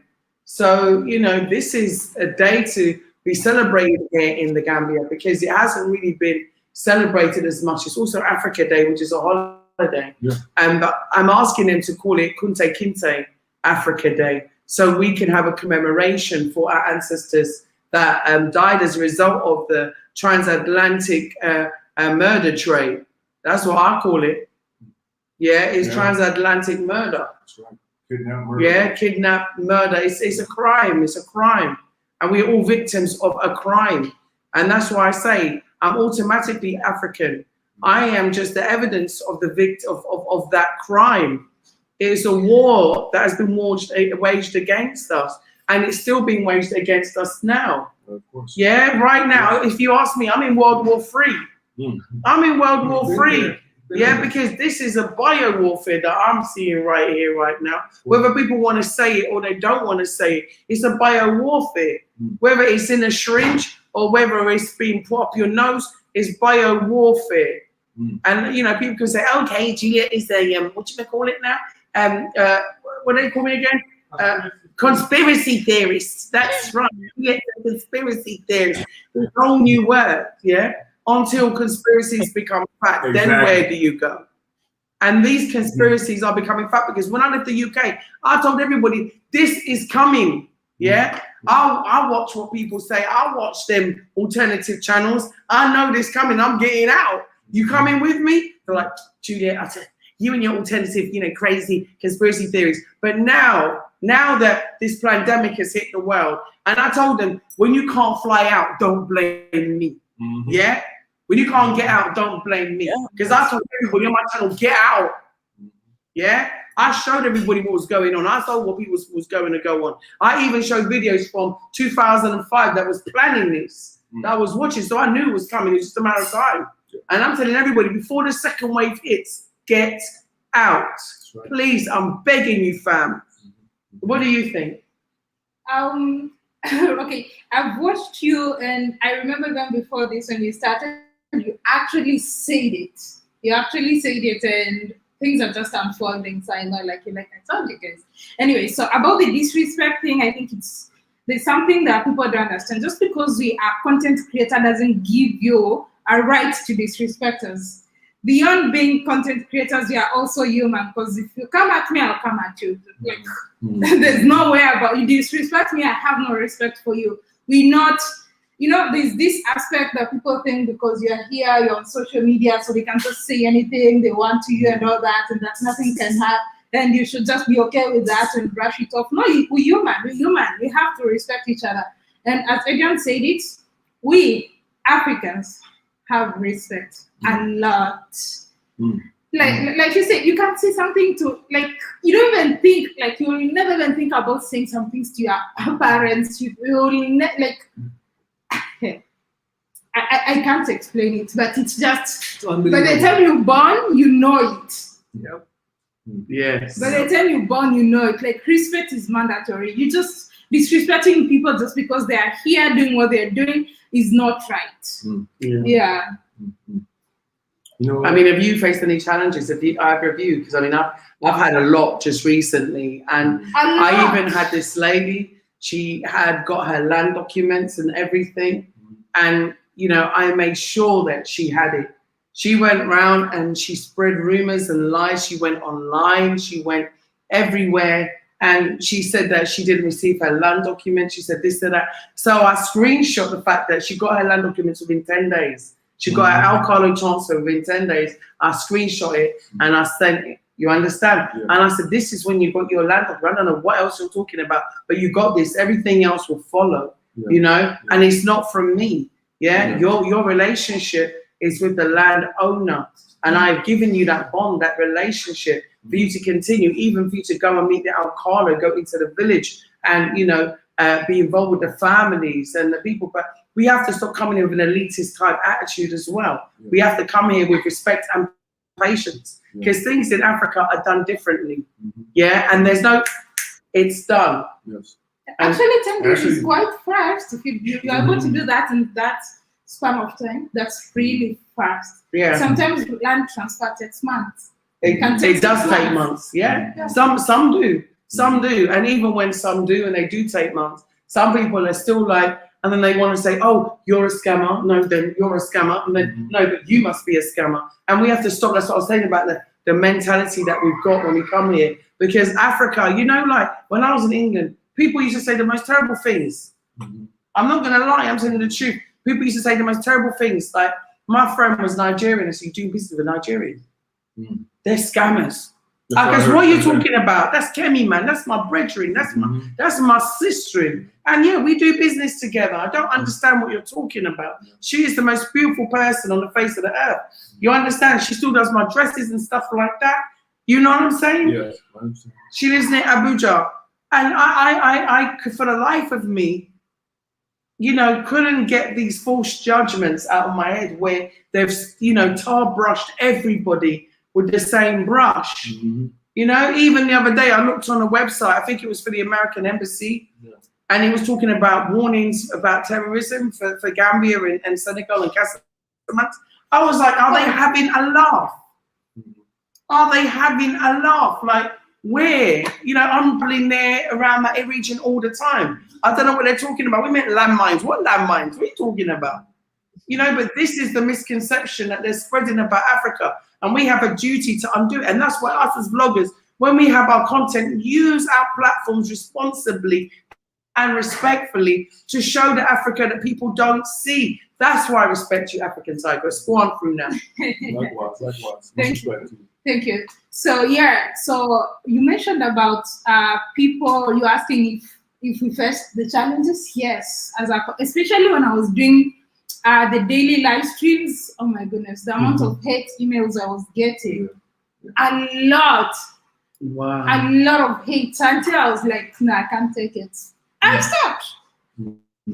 Unfortunately, I really don't know, but some people are like, oh, you African content creators just need our money. Like, I think there's that assumption that because we are Africans, so we are poor, or you're just using African Americans and things like that. And I was like, okay. For real, for me, one of the reasons I stopped doing that is because I can't take it. This is assumption that everyone's poor in Africa. Yeah, the assumption that everyone's a starving baby on the street with flies around their mouth. So if I don't do that type of content, they think like I wouldn't have money, so I'll be poor. So there was just that misconception, and I was like, I stand by that. I have things that I believe in, but I prefer now working with a small circle of people than just everybody, because there's just too much energy. And I don't understand why people would keep fighting. Like, sometimes you get so much hate, you're like, I don't know you, you don't know me. Like, we have a history. Why are you hating me so much? Yeah, so I think instead of being disrespectful to content creators, because they are also humans, you should be supportive. Yes. You should be supportive, not hating, because I can just give up. And if you don't like a platform, if you don't like a person, just go. Like, really, just get out. Let me jump in there. Nobody's forcing you. Would anybody call CNN, ABC, NBC, CBS and say anything to any of the TV channels? Call them. They're the liars. They're the thieves. I'm saying that. Sajo said that. ABC, CBS, NBC, you name them, every single one of them. They have told stories about Africa which is absolutely untrue. And they're the ones stealing your money. They are the ones robbing you. Call them. Write them. These people are providing information that is very relevant and absolutely necessary for our repatriation, for us to come home and enjoy what is ours. We need to be here. So stop the nonsense. Cut it out. That's right. That's right. You know. And what about you? Yeah. And you, Bijou, as well. What about you, Tim? You know, as far as automatic citizenship, I think that can be. It can begin prior to us coming here. It's a process at the Gambian embassy or whatever respective embassy that is. You can start the paperwork process there. Voice your claim. Say, look, I'm a diasporan. I was descendant of slave. If there's DNA, they want DNA. Here you go, right here. There's my DNA results. I came from West Africa. I came from Gambia. I got Mandinka in me. I knew I do because I did a DNA test. I said I'm Mandinka. But you shouldn't have to. But you should have to. You should have to. It should be without the DNA. I'm just saying, even without that. Just looking at our melanization. That's my new word. You know, I created my melanization. Melanization. You know what I'm talking about? So I think that it can be kind of like I won't say fast track. I can't say fast track, but I would say, it would speed up the process because if instead of just coming here and you start that process, you can start that process a month, a year, or whatever, 2 years prior to coming. Of course. Because there's some people who may be planning on coming here, but guess what? They're not ready to come right now, but they can start investing from a distance. They can start purchasing land from a distance. They can start coming, take trips here. There's a lot of things that can be done. So that's one thing I would kind of suggest implementing, in your program that you got. Yeah, but they have to see us as African first. Exactly. And this is where the obstacle has been. Yes. You understand? Yes. Stop seeing me as my passport. Yeah, exactly. You understand? Yeah. Stop seeing me as this little red book, but see me as what I am and where I originate from. You understand? Stop identifying with me in that way, and I'm not a Tuba. Exactly. You understand? Exactly. I'm not a Tuba. Yeah. So Gina, have you experienced any hate online, and what did you do to combat it, and what solutions can you suggest to people that might be even new to vlogging and they're facing some of these difficulties? How would they cope with it? What solutions? In all honesty, I have to be completely honest. My panel is about having uncomfortable conversations, so I kind of bring it on myself because I talk about the things that people don't like to talk about. So that being said, yeah, I think this morning I woke up and I got a bunch of hate mail. I get a lot. I get a lot. I get at least 10 a day, and people don't say the nicest things, and and then it's funny because it's really I see what it is, y'all. I see what it is. It's fair, and I keep saying that. It's like it's fair, fair from all sides, and then I'm dealing with my own fears. All of you are sitting on in the continent right now. I'm in the United States. Yes, we are. Go Black to Africa, big yourself up. We join us. So I'm dealing with my own fears. I have fears too. I have fears. Am I gonna make it? And Juliet, we've had longer conversations about that. Am I gonna make it? Am I gonna, when I get down there, will I be able to support myself? And what about my family, my children? I want them all to come. I don't want to leave any behind. I have a lot of fears too. And then it's like, are they really receptive to us? There's a lot of fears that I'm experiencing, and I'm really starting now to realize that the Continentals have a lot of fears themselves, and justly, because it's theirs. And one thing I'm gonna say about the automatic citizenship is I'm at a place where I'm starting to hear, when the brothers and sisters on the continent talk about, it needs to be a process. It needs to be a process. And in our minds and in our heads, especially us, those of us that are descendants of the enslaved, we're thinking, what do you mean process? We've been waiting over 400 years. We're calculating all the time that, our ancestors have been off this continent and like, let me in. But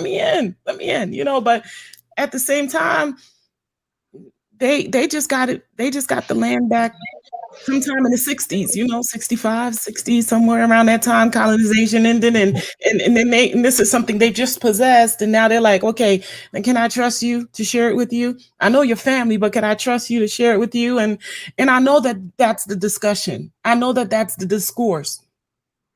And I wish that we can I know that we are eventually going to understand that we are the answer.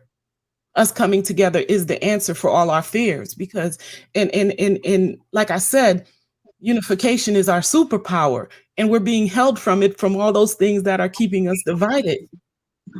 It's just like when me and Happy Companion used to do the lives, we were a superpower. And it's funny because it's like, that being said, I'm giving you an example because sometimes when things are about to be really great, like this experience between, sorry guys, my dog's so rude. One moment. This thing that we're about to do between us, my brothers and sisters on the continent, and us coming there is about to be amazing. It's going to be everything that our ancestors on the continent and the ancestors that were taken away has been waiting for. And not just them, but the creation itself, the animals, the atmosphere, everything.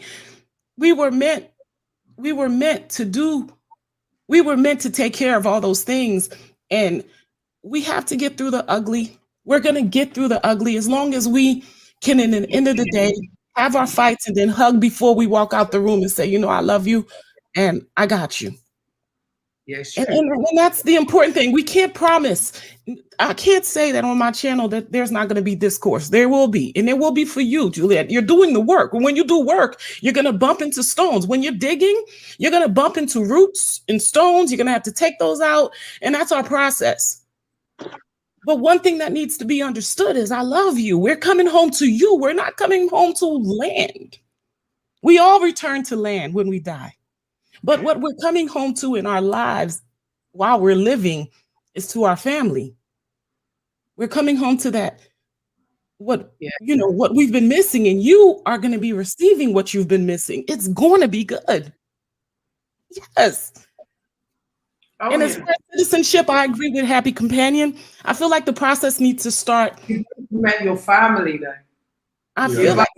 So both you and Gina have made a connection to your African family. And so you showed a direct lineage. And that's what's amazing. You're both on the show today.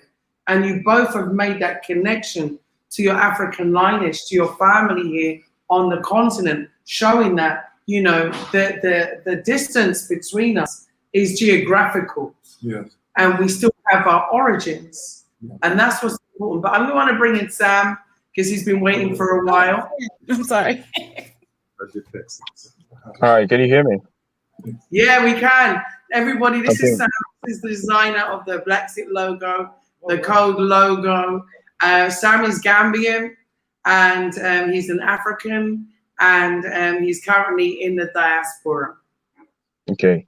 You forgot to mention I'm a Pan-Africanist, so. Oh man. Sorry, Sam. Pan-Africanist. Okay. No, right. Everybody, let's give the business. We're all Pan-Africanists. I'm doing it as well. But listen, guys, sorry I didn't get in earlier when you guys started the show, so I'm just going to probably guess what you guys are talking about, coming back, etc. So I've heard what Bijinoa said, etc. And I think this is something directly I'm going to say to Bijinoa. Look, you don't have to be accepted for you to be an African. You're an African because you chose to look at your history. You identify yourself. When you look at yourself in the mirror, you see yourself as an African, right? Nobody has to come and knock at your door or tell you, look, you're an African for you to feel good about yourself, okay? Nobody has to. Nobody has the right to, okay? Like I said, and I said this again, and I'm sure that some of you have taken this into account before. And I'm hoping that those who have not, let them pause for a minute and think. Right now, each one of you there has relatives in Africa who, during slavery, those are the ones who stayed behind. You don't know where they are, but they're there in Africa. Okay? As I said before, there are people here in the UK, even in America, even in some places in the Caribbean, especially Jamaica, that I saw a program before. They're able to trace their generations, their ancestors going back hundreds of years. So if your ancestors or our ancestors were able, who were taken, because it's not even your ancestors, our ancestors. I mean, in fact, even the Gambians and the Africans, those who were enslaved, their ancestors who were taken, if they had a passport, if their details were well documented, most of you will be able to trace yourself back to whoever the family line is. In Gambia, if you go to Gambia, for example, Juliet, you've already seen this. In Busura, they can trace their generations going back. Yes. Right? Now, when you talk about the land, for example, it's been passed on from generation to generation. Right? So, like I said, we are not interested, and I think Bijinois said that, not interested in land, etc. Okay? And we're looking at people's livelihood. There are people who have uprooted their whole family to come over. Who does that? Who does that? People who do that is because they're desperate. They're looking for a change. In the same way, a lot of these people who are criticizing the movement, they have left the Gambia or left Africa to come look for a better life in the West. And a lot of them cannot come back to do anything because they're waiting to get a green card or to get a British citizenship. That's why. So some of them maybe are frustrated. They cannot break their travel to come. They cannot break their stay to come, because if they do that, they will have to restart all over again. And even some of them might not even be allowed to come back into the country. So for those people who can't do anything, but are only able to send monies to their family, I'm saying to them, we're not only interested in people who can do something for their families, we're really interested in people who can do something for themselves and for the other people around them. And that is what Bla Xit is doing. And that is what a lot of the diasporans, and by the way, they forgot that during the COVID, there was no tourism. Exactly. Right? So the monies that's been coming in, right? The monies that's been coming in, the diasporans have been bringing them in. And even though during the COVID lockdown, I've seen diasporans killing themselves, going through hell just to get to Africa. Yeah. Right? So don't come tell me rubbish about, oh, they're coming to take you. Why don't you go and do something? Who's stopping you? Exactly. Who's stopping you? Who's saying that you cannot? Right? Who's saying that you cannot? So as far as I'm concerned, and I'm saying this to every Africans in the diaspora, you don't need to be accepted to be an African for you to consider yourself an African. You don't need to be accepted in any African country for you to feel good about yourself. Right? What is happening right now is what should have happened long time ago, where the African leaders should have come together and do something so that the diasporans today should not be going through what they're going through today. Right? We all know that divide, we fall. United, we stand. We all know this. Right? But yet, some people are looking at the materialistic things. How many people will die, leave land behind? Who dies and go with their land? No one does. There are people who are already probably got only few years to live. They're old already. They want to come over. Right? Right? Are you going to tell me that those people you need to worry about because they're going to come and take your land? Right? So I think that at the end of the day,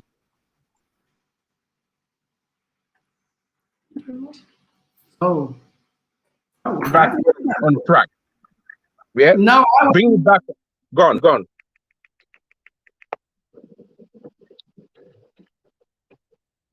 Are you there? I'm here. I'm not sure where everybody else went. Okay. But go ahead, keep talking. Right. So as far as I'm concerned, right? I know that sometimes we get emotional. And I know, Bijinoa, you in the past, you've got emotional. In fact, because I don't know your lifestyle. I don't know nothing about you. Only you know what you've gone through in life, right? You know what you've gone through in life. So you're entitled to how you feel about moving back. Do you understand? You're entitled to feel how you feel. So I'm saying to you right now, like anybody else, you don't need to be convinced that you're an African. You don't need to be accepted. In fact, I think quit talking now. We just want to see you get there. Right? We just want to see you there. I just want to make sure that I'm still live. Can you hear me, Bijou Noel? Yes, I can, Sam, and thank you. I want to see me be there too, and I'm very grateful for people like you. I'm grateful for all of us, man. Right. I mean, to be honest with you, I have to tell you, even the people that stand in a place of maybe disagreement right now, our family, my brothers, I love them still. That's it. Like I said, we get heated up. I've got brothers and sisters. Sometimes something flares up, we get heated up, we come back, we hug each other, right? Yeah. And you know what? A lot of these people who are actually against the fact, they're young people, a lot of them, right? I could be their father. I'm old enough to be their dad, right? Now, when you're talking to your child, like when I'm speaking to my kids, sometimes they can't see what I can see. But because I've gone past their age, so I know. So I'm doing what is right for them. They may not appreciate it now, but later they will, right? So for those people who are behaving in a way that is immature, I just see it as immature. I'm sorry. And I can say it's immaturity because of my life experience. Because of my life experience, I can tell you it's immaturity in the way they think it. Now, if the diasporans don't start making a way back to the continent, who's going to fill that gap? The very people that some of these people are complaining about, right? The very people. We've seen what's been happening around the continent. We've seen what's happening even during COVID, how some of our people have been treated, right? In countries like China. In countries like China, right? So how can I turn around and say that, you know what, I'm angry with the way my people are being treated throughout the whole world, right? And then when your people who are able, who are making sacrifices, who have the ability to take that giant leap, to change their lives and to have a positive effect on other people around them, make that leap, you then turn your back against them or you start pointing fingers. I don't understand that. We live in a crazy world. And that's the reason why I don't have time for people. I will reach out to everyone. Like Bijinoa said, we're all brothers and sisters. But we don't have to agree on everything. As long as we understand. We don't need to convince everyone to agree. As long as I have an understanding. If they choose to go down the route they want to go, let them go. Like I said, I've got brothers and sisters, right? Not everything we agree on. Okay? Not everything we agree on. But guess what happened? That doesn't make them to be not my siblings. They're still my siblings. That's right. Yeah, we disagree on certain things, but it doesn't mean I'm not talking to them. I'll talk to them. Right? We talk. But there's things that if I bring up, they may not like it, or if they bring up, I may not like it. It could be heated debate or argument, right? So we just don't venture down that road, but we still talk. And if I'm right, they will get to see it. If they're right, I will get to see it. So we don't need to convince everyone, right? We don't need to convince everyone. We just have to use wisdom. And wisdom comes with age. And I don't think any of you there on the chat are actually in your swinging 20s. You may feel like you're in your swinging 20s, like I am, right? I don't know about that. I disagree with you too. Yo, swinging. yo, I know it was you know, Uh-oh. it's a long time. It's a long time since I hit the dance floor. But I still feel young, right? I still feel young inside of me, right? So, but look, like I said, life, we've gone through life. All of you there have gone through difficult challenges in life, right? A lot of us, some of us even have seen death staring us in our face. And in fact, definitely. and in fact, some of these young people who are talking, they were not alive when we had even problems in Gambia. Like I said to you, Juliet, I don't know if I've ever spoke to you before. There was a time when we had problems in Gambia, when, you know, the early days, right? When, in fact, a bullet came into my bedroom and then you got killed. I've seen things happen. Yes. A bullet came, they would have killed myself and my mom. Would have killed us. Right? When bullets were flying, these people were not around. So I can tell you, so don't start talking and start threatening and start, you know, coming across as if you're a bad man, and you don't even know what a bad man. These people don't know what they're talking about. We've been there. I was speaking to Adrian, you know, back in the 90s. You know, the Yadi man. You know, so many people that I know who had a telephone cut, right? These are the days that, you know, I've seen things, right? I've been there. I grew up in Hackney, right? So you don't mess around, okay? So I've seen life. For me to actually be here today and actually be able to appreciate life for what it is. So when I open my mouth and talk, I'm not just talking out of thin air, right? And none of us there are talking out of thin air. No one there has left the country they were born or the country they grew up to come over to Africa. And I'll be honest with you, there's lots of places. There's lots of places. There's lots of places which we all consider are nicer. But people are going to where they feel at home. So what's the problem? Yeah. So I don't know if anyone wants to say anything. I want to say big up to Happy Companion. And I don't know who else is there with you, Juliet. Yeah. African Tigress. African Tigress, by the way. Well, is she there in Gambia? Yeah. She's sitting here. She's sitting here with us. Are you see? Do you know what? I can't see because listen, I'm in my car and I'm on my phone, so I can't see properly. So, right here. So are you telling me that she's there within Gambia, right? Are you telling me that? But hang on a minute. Yeah, but hang on a minute. I thought you were in Ethiopia, man. I thought you were gonna stay there. Already left Ethiopia, was in Senegal, now in Ethiopia. Yo, listen up. Yo, look. Look. If I have to spend time watching all these videos, I will never get anything done. So I do apologize. I didn't catch up with you guys, from your last videos. I thought you were going to be in Ethiopia for a long time. Sorry. All right. Okay. But anyway, welcome to Gambia. Thank you. There's the link. So the link's in the chat for you. Go back to Go Black to Africa. Go Black to Africa. I just posted. Thanks for your support. Wow, what a powerhouse. Okay. So big up Go Black. Big up Go Black. I watch his program all the time as well. So look, like I said. But we asked him to come. Come and join us. Come and join African us. Tigress. Happy That'll be campaign. fantastic. That'll be fantastic. That'll be fantastic. All right. Thank you so much for your contribution. Thank you, Sam. Yeah. You know, I'm so proud of you as a Gambian.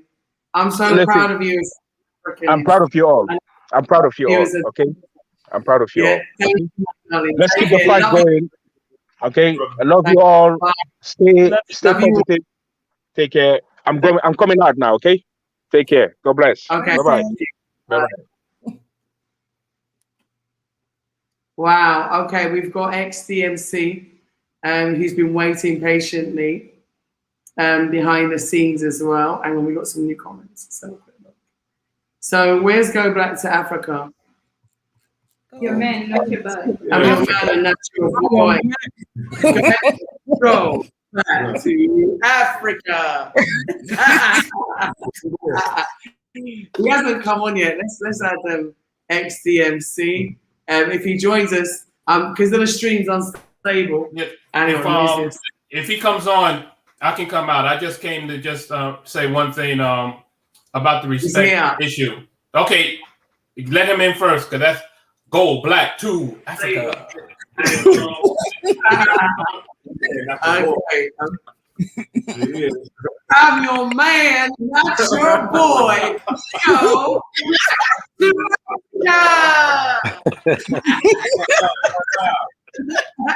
Y'all, forgive this. My signal here is really weak, so it's like hard for me to even try to call in. Can y'all hear me? Yeah, we can hear you. Yeah, you know, I've been watching this here now for about an hour, and I've been, you know, just shooting love in the chat. And I'm telling you, I mean, I went through a whole bag of potato chips. I didn't drinking my soda, watching this like it's a movie, shedding some tears with y'all, and it's like a beautiful thing just to witness what's going on right now. So African Tigress is here. She's in the house slowly. Yeah.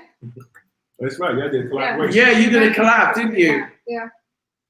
Ethiopia and Kenya. Yeah. Yep. Let me see if I can find a better place here, because I mean the signal is terrible out here. Okay. 1 second.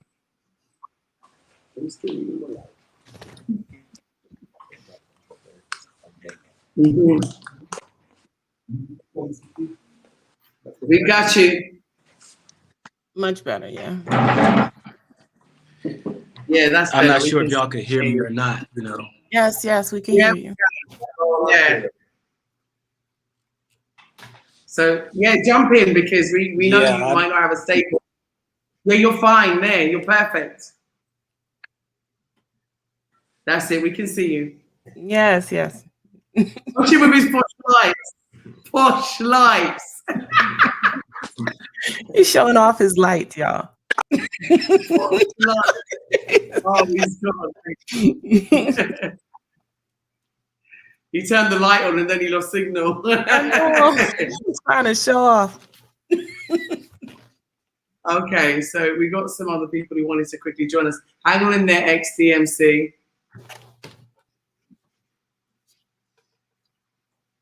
Ines, can you hear us? We're hoping that Black Africa will jump back in. Yeah. Hello? Can you hear me? Yeah, we can. Can you hear Have me? you got anything you'd like to add? Yes, we can hear you. Hi, my name is Dinesh. I always watch you, but I don't like joining. I live in London, Newcastle, UK. One thing I just wanted to say, I'm 21 years old. I think what We you guys can't are hear you. doing is absolute. Hello? That's better. Yeah, can you hear me now? Yes. Yeah, what I was saying is what you guys do is absolutely good, and young people like us, seeing what you guys are doing, it encourages us in a sense that it teaches us to learn more where we come from, our background. But I also believe that the only way we as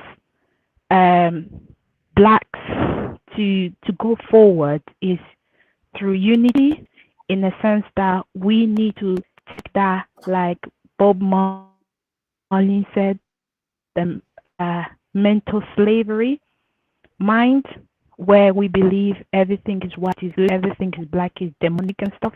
And I feel like one thing that is destroying us is based on the religion. I feel like we focus so much, we put our energy more in religion than for believing ourselves, believing that if our great grandparents were able to do it, if we were able to survive 500 years of brutal, mentally and physically, emotional abuse, we can do it. We can build Africa that we want. But I feel like there are people, we are very divided, and like someone said, that we need to focus on people that truly want to see Africa in a bright light. And I also want to ask, like, what do you, as a Black Xit, as a company, I don't know if it's a company, what do you guys want for us to do? Oh, okay, that's a As question. young people. African Tigress. Oh, hang on. Hang on one second. That's a great question. Yeah, that's a very good question. Let me just go down. Kaiser, just bear with us, yeah? They're getting to everybody. Just stay in the back room for us. Okay, thanks, everybody. Okay. Yeah, so XDMC, just bear with us. I think that's a good question. What do we want for the young people? I think we should all have a chance with that. So you go with it. Yeah, happy companion. What do we want from them? No, she's asking, what do we want from young people? Oh, okay. Yeah. Yeah. Well, it's like what we want from young people is what we got to give to young people first. We got to give them encouragement and wisdom and a lot of nurturing and things like that, because there's been a lack of that going on for generations right now. And so it's like, we need to give to you first. I believe that, and then it will reciprocate, and you can pass that on to the youth below, younger than you. So, but at this time, I think that as far as just stay focused on the game, on your goals. Be positive, stay out of jail, stay out of the clutches of colonization, methods that's been put on this earth, that they put on here to destroy us. Okay, so stay focused. A lot of people have misconceptions about the Western education, but school is going to keep you out of prison if you go to school. You know what I'm saying? So that's what I was saying. Higher education will not may help. Come visit the continent, man. Stop going to all these places for spring break and partying and all that down in whatever those places are in Mexico and all that. Take a trip on your spring break. Come to Africa. You go in there, waste time. People put little drink, Nickies in your drinks and all that rape and all that stuff going on there, drugs and all that stuff. Stay away from that. Start reading conscious books about who you are, where you come from. Get a library going on in your home, and Kindle, whatever you have, something, a file, just something to just keep educating and get knowledge of yourself and become woke and get conscious. That's what I can see that's needed. Work on your morals too. You know what I'm saying? Just because you're young don't mean you can't have morals. Okay, because don't wait till you get older and say, you know what, I'm gonna stop doing this now. You can work on your morals and attitude right now. And like I said, like what happened to my sister here, Juliet and stuff. I mean, you got other people who are disrespecting people, elders, spouses and things like that, which is intolerable. I don't think anyone, if it was the same, if it was continental, doing it to a continental elder, would that be tolerated? But see, that's what I'm saying. Sometimes we're not being seen as Africans, and that's the problem. I don't think that would have happened. But I mean, throw that in there. But that's what I think is needed. It's like, as I go back in my time, is when I was a teen and when I was a young adult, I made a lot of mistakes, but I always learned from other people's mistakes not to make that mistake. I observe and I look around me and stuff, especially I'm from Long Beach, California, from the east side. So I always say it on my videos and stuff. But I say that to inspire my brothers and sisters who are still there in that hellhole dealing with racism and discrimination, is that you can make it out of there. You can have a goal, have a plan, have a 5-year plan, have short goals, long term, where you want to be. You know, I already have plans while I'm on the continent. If you guys can make it over here at the age that you are right now, in your 20s and stuff like that, you got longevity over here. You know, you can start businesses, entrepreneurship. That's what we need. That's what I'm saying. That's what we need. That's what I need. It's for me. I'm speaking for myself. You know, and I look back at my past and where I was coming from. And you need to get a mentor too, somebody who can guide you. Yeah. You got brothers and sisters on this panel right now who can show you things right now that we haven't, that is very invaluable information that can guide and nurture you as well. So that's what I'm saying. Just be mature, stand up, learn as much as you can about the legal systems wherever you're at. Don't get caught up in that vicious cycle of drugs and in and out of prison and things like that. And that's meant to destroy us. It's not meant to do anything for us. And that's what I say for myself. Yeah, I think so. Yeah. I'm listening. Okay. She's one of the young ones. Listen, I heard that. I should have said the same thing. I like it. So should I. That was fly. That was fly. That was fly. We weren't sharp enough. We weren't sharp enough.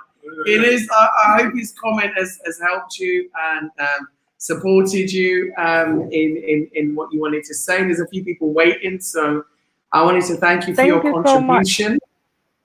Yeah, and thank you for support. I hope you subscribe to the channel. Now, everybody that's in this live chat, if you have not subscribed to Bla Xit, long time. Oh, go on through, my sister. Thank you. Yeah. All right. One love. One love. Okay. So I'm just going to add, because there's a few people waiting. Lolita and then XDMC. I'm going to add you back. Hello. Yeah. Hello? Hi, Lolita. Can you hear us? Hey. Hi. Welcome to Juliet. the. Welcome. Hi. I'm sorry. Great. Have you It's a delay. Hello. Have you subscribed? Yes, I subscribe back. Yeah. And that's it. I am so happy for what you guys are doing. It's like a spirit that's there that's showing our people, hey, there's other places besides the West world. Mm-hmm.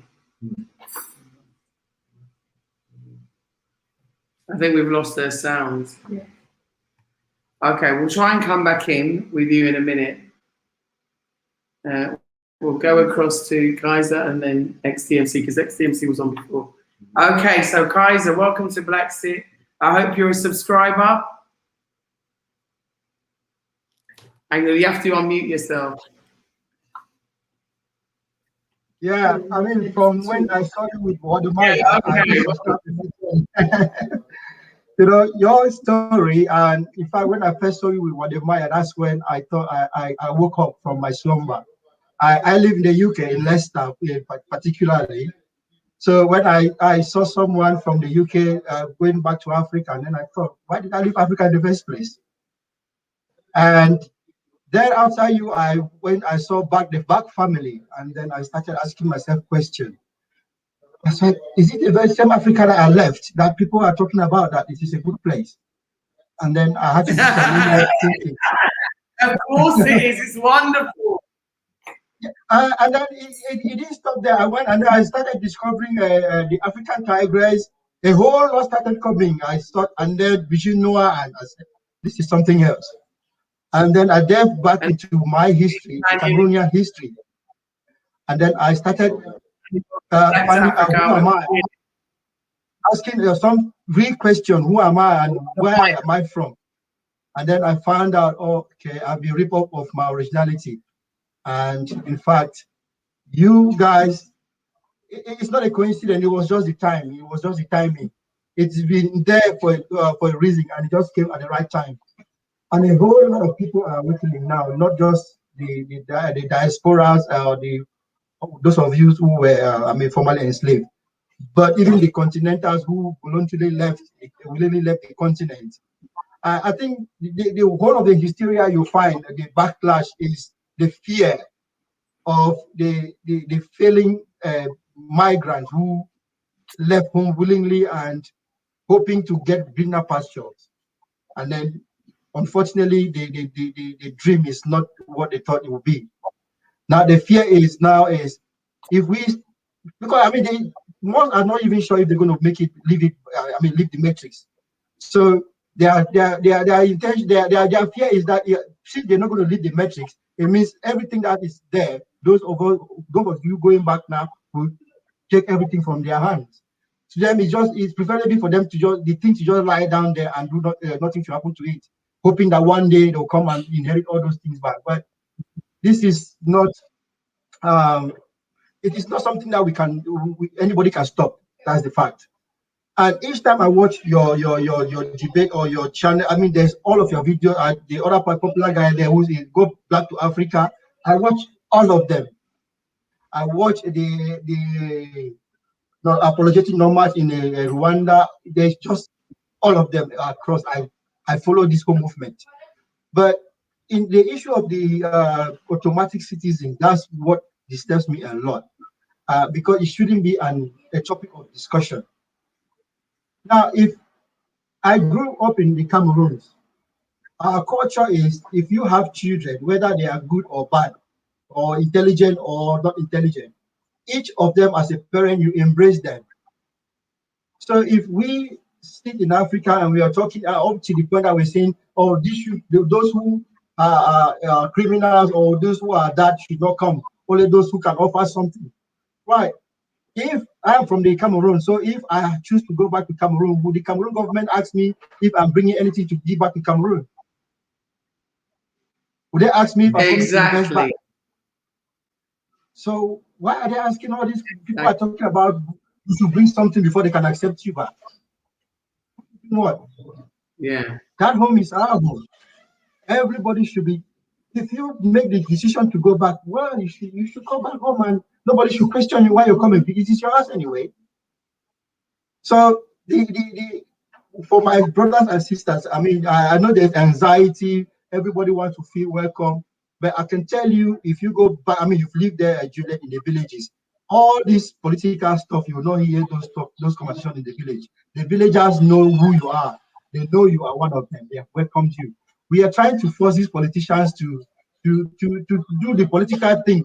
Those political decisions are being controlled by the colonizer. We know those things. Right from the villages, we all know how these systems operate. The only thing I will tell you is that when the numbers have reached a tipping point, they will have no choice but to do what the numbers are asking. So let's keep coming in. Myself and a whole lot of others from the continent are in the process of, because we are all awakening. The majority of Pan-Africanists who maybe they don't have access to these facilities that we are using here, but they are very more conscious. Some of us have been waiting for this thing for many, many years. Because I remember when I was in the primary school, you see some of this hip hop music. You see Africa, the black, they call it them Black American. And then the question I'm asking, how are they now? Why are they in America? They should be here, because I never thought about this nation. I've never heard of them. But when you watch this hip hop and the people will explain, oh, because initially when you see that, you know that they are singing in Africa. And then they say, no, they're not in Africa. They're in America. So what are they doing there? It should be a white man land. So why are they there? So you ask this question, and then people will laugh because they think, oh, you are naive, but you are a child.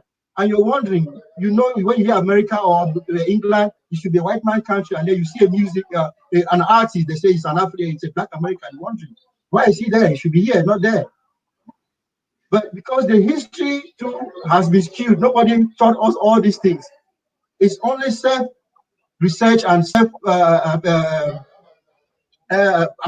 you interact with people and you learn a few things, you hear a few things from there and there. But as a country or as a people, that has never been the agenda to enlighten us about what transpired on the continent.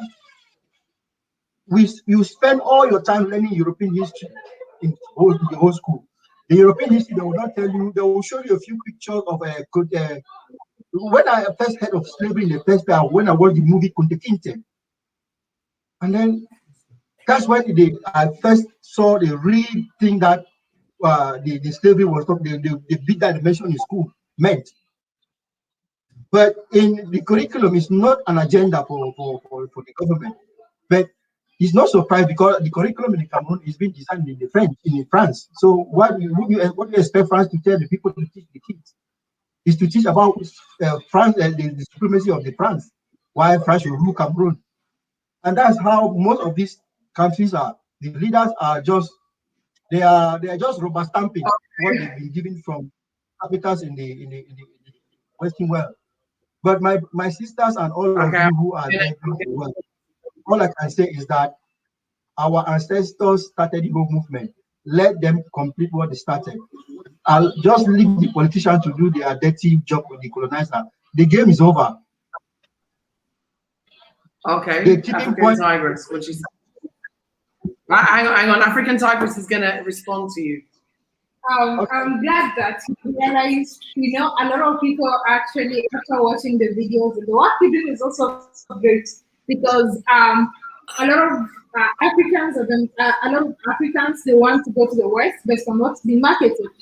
So I'm glad that you realized, like, the Africa that you inspired him to think about coming back. And I think when you have more people like you coming, that is when you're going to have a lot of Africans to also change their mindsets and believe that they can actually make it in Africa and they can build their dream in whatever they want to achieve in Africa. So I'm so happy, brother. I'm so happy that you're thinking about it. And I'm very thankful you're sharing with your family members. They're like, what are you coming to do? Are you scared when I come? I know that. Actually, sometimes they might see it like a wasted opportunity. But such platforms and all that, you're doing a good job. So I'm so glad that this another decision started. Isa, thank you so much. We're gonna move on to some other people, but it'll be good to talk to you offline. Yeah, your support is really welcomed, and we really appreciate you. So please, get in contact. I'll be putting my email address on the screen very shortly for you. Okay. Thank you. Thank you very much. As he said, he subscribed. Okay, Lolita and XDMC. Can you hear us? Yes. Hi, Juliet. Can you hear me? How are you? I'm fine. Yeah, we can hear you. Look, I want to say I am so happy of everything you guys are doing to give us the opportunity to come back and to try to make a difference. I was just sitting here talking to my son prior earlier about how we here in the Western world and how Africa is over there, how we were taught to understand things different and how the soothingness of the things, how they lay things out to us as in catering of things of, working for someone else and being able to, have all these things that they think that we're rich. But then I was telling him, I said, but understand that we have this layout of this big bubble that they set up for us. This bubble was set up for reasons to keep us content. But then they had on the other side of the world, the people still in a labor moment. They're self-sufficient more than we are here in America. And I was telling him, I said, the Most High is bringing things together for us to balance things out.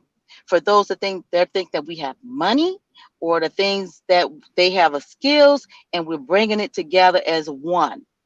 Because this is what is needed, that we need to bring these things at one, because they keep us divided to go against each other, to not be able to survive, or to think that each one of us is against each other.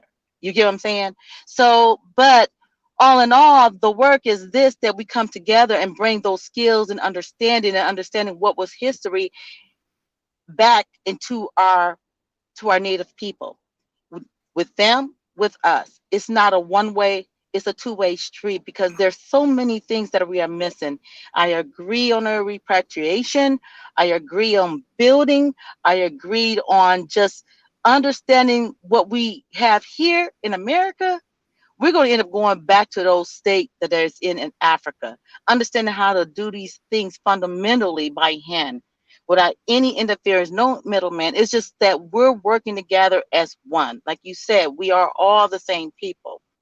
Now, am I stressed about if I get citizenship? Not, no, because I look at it like this. I'm still coming. I'm still going to do the work. It's not going to stop, but I'm for it. Yeah. Right. So I really Right. want to say thank you for everything, you and your husband and your brother and everybody behind you, Mr. Gallo, all of them. Thank you for giving us this opportunity. I like that. And I do have land, y'all. I have land through Juliet. Yeah. Right. Listen, And I will welcome be home. there this year. I'm ready for the work. Thank you so much. Yeah, You don't guys worry. have a I've blessed got plenty day. work. I got plenty work for you when you come, yo. You wish you never said it. I'm coming this year. I will be there. I'm ready for the work because I have a lot of skills and I want to connect with my people. I want to connect. Thank you. Welcome home, my sister. Welcome home. Yeah, you Thank got you. my Bye-bye. email right there. I have Okay, it we love already you. in my Bye. computer saved. Bye-bye. Oh, sorry.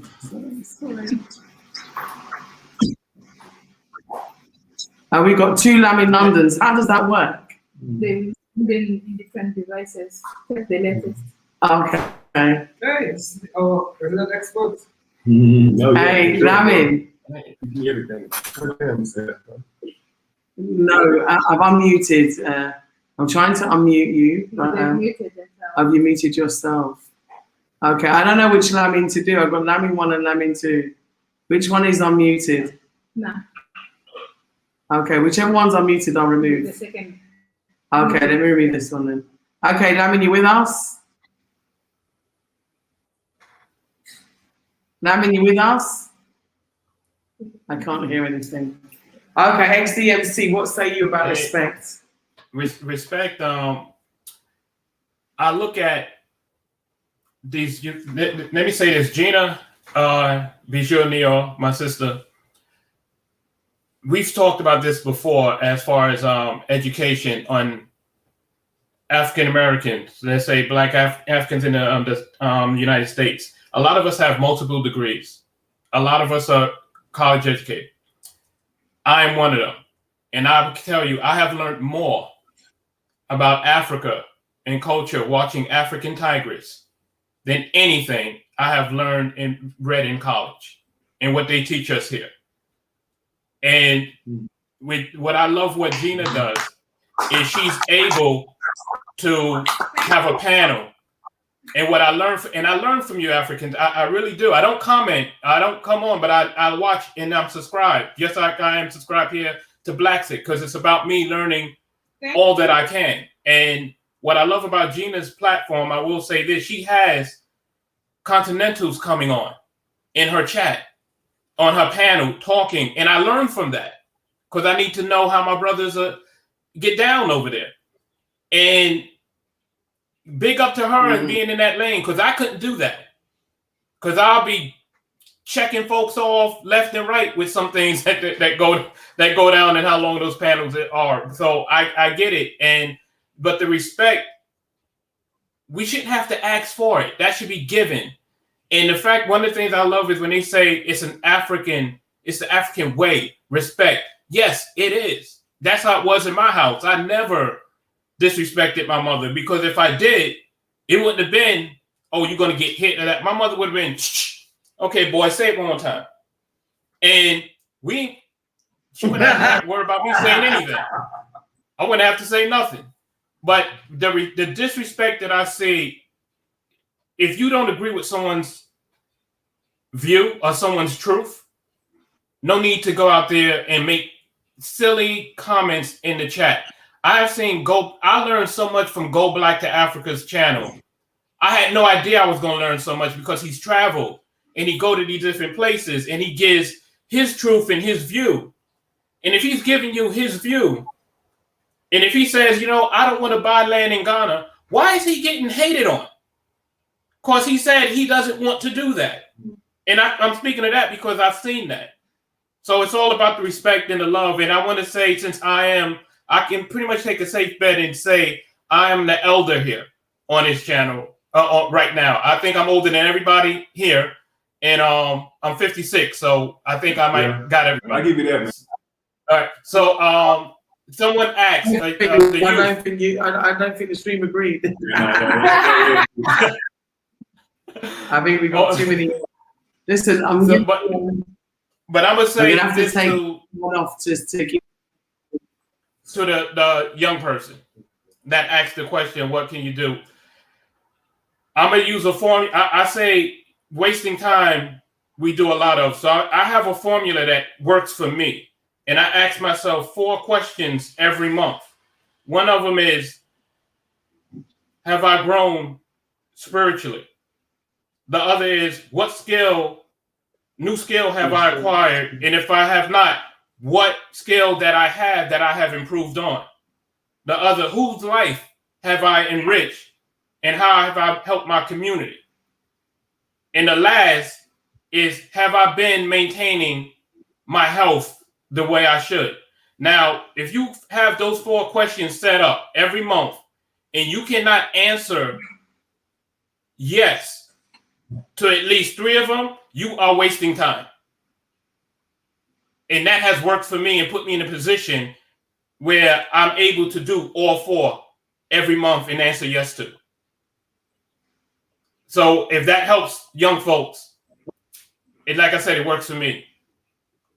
Yeah. So one love, everybody. I want everybody to come in and chat. This is great. I love this. Peace. Thank you so much. Thank you. Okay. Oops. There we go. Lamini, you with us? You're the last Hotep Queen. Hotep. Word up. Greetings. I should say Nangadef. What? Yes. Jamalek. Yes, my queen. Thank you. Nakasa family. Baraka. Jamarek. Yes, my queen. Thank you for taking my call and allowing me to be on your platform. I just want to say, my king right there. You got a picture of my king right there. yes, I'm on Otep the Third. Yes, I'm on Otep the Third. Yes, my king. But I want to start by rising up to King Adrian and your family and all the Bla Xit family that's doing the work. And also, I want to rise up to Queen Gina as well. And I want to apologize to Queen Gina because I think I disrupted the channel. I was a bit I think I was coming back from a Zoom rave or something like that. You know what I mean? So I just wanted to apologize to her. But what I want to say, Queen, my queen, you know what I've been hearing about. Just because you have a YouTube channel and you perceive to be doing, you know, great things for Africa, it doesn't mean that you're actually boots on the ground like yourself. You understand? You are on the ground doing some work. So another thing I want to remind you of, I've got some because of some of what you said and other people, Saul Fraser, and that I've got investments in the Gambia. Say again, my sis. I said I was with Soul. We were filming. I think it was last Wednesday or Thursday. Last Thursday. I mentioned you too. Right, but because of that, you know, we've got some that sprung off some major I've got some major investments. So what I'm trying to say is that it's all right having a YouTube channel, and you know, I mean, I'm not including yourself, Gina. You know, even though Gina is not boots on the ground, but I know for a fact Gina is a very genuine person, you know, and the Bag family. So when I hear, you know, people upset, like you see, like what Adrian said, when Adrian comes, we are not no fools, you know. Yeah, we would defend our families. Yeah, we would defend people, but we're coming from a place where we have to defend ourselves. This is what people don't understand. Yeah, so we don't want to go that road. We don't want to go that road. We want to come back to Africa, wherever it is.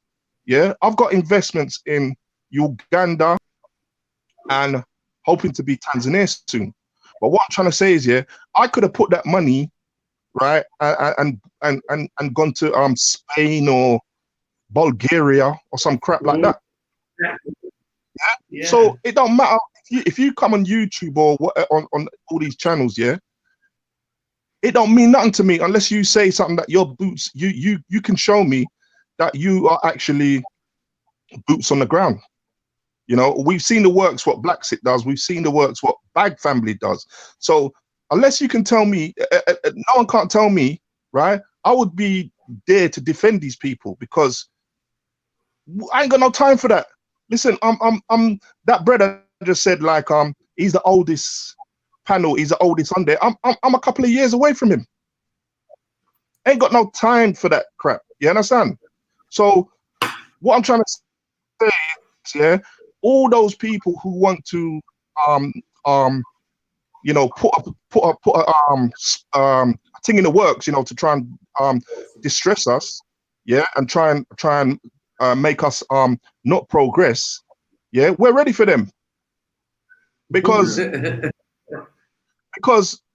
what I'm trying to say is, yeah, and also what I'm trying to say, yeah, it's not right now, there are Gambians who they invest. There's a people that want to run a work. These are people that want to rob you. So don't think that it's like you're immune just because you're Gambian, just because you're African, just because your skin's dark like me. They send agents for us, yeah, who would work in cheap clothing. So don't forget, you're not immune. I'm telling you, because if we see right now, right, I'm going through some things where, you know, as you know, the paperworks and all them things there, right? But yeah, these are Gambian people. These are Africans, yeah, that will rob your money. Muslims who will say that, oh, my religion says, oh, we can't thief and all that. These are nonsense. These people will thief the clothes from off your back, Juliet. So it doesn't matter. All colors, all people that want to, whether you're black or you come from a spaceship, if you're going to come and distress our family, I'm with Brother Adrian. You understand? And we would defend it. Yeah, we don't come from a place of no. Listen, when these police lock you up and want to step on your neck, you understand? We're coming from a place where we have to defend ourselves. So we don't want to bring that energy to the Gambia. I don't want to bring that energy there.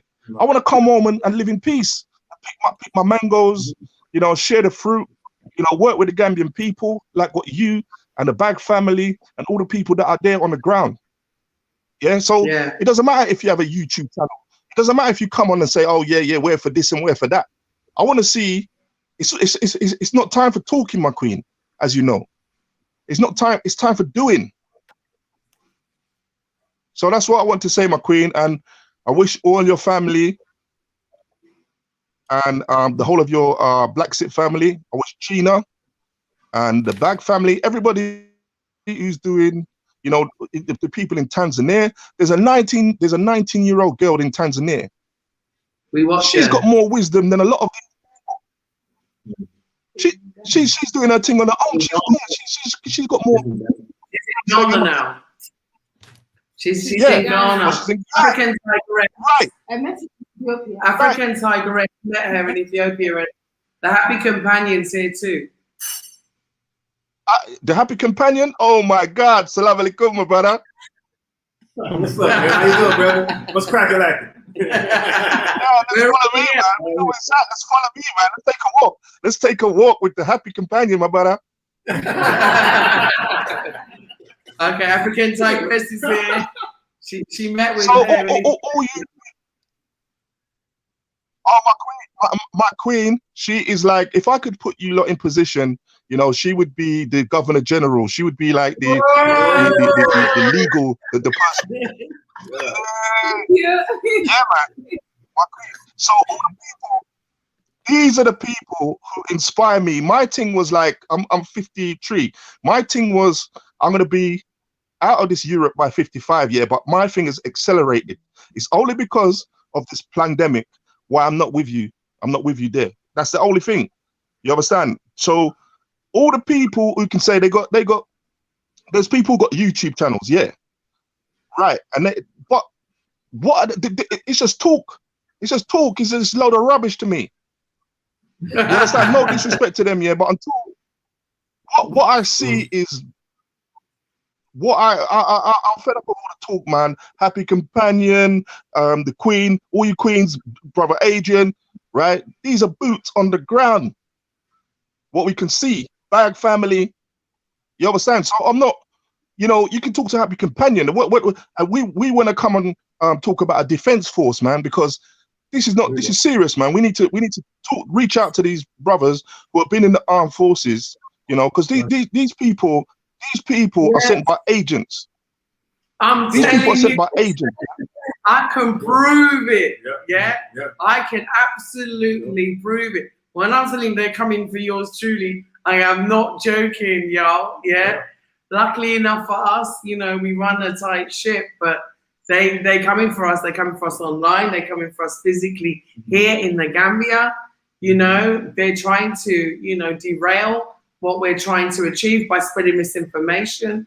A 2-year program, I think, is reasonable. To be considered African automatically, I think, is reasonable. I don't think there's anything unreasonable about having an integration, assimilation, a program that enables you to be initiated back into your African societies. I don't think there's anything wrong with asking for citizenship if you're a large investor coming back, and if you're not, I don't see anything wrong with it then either.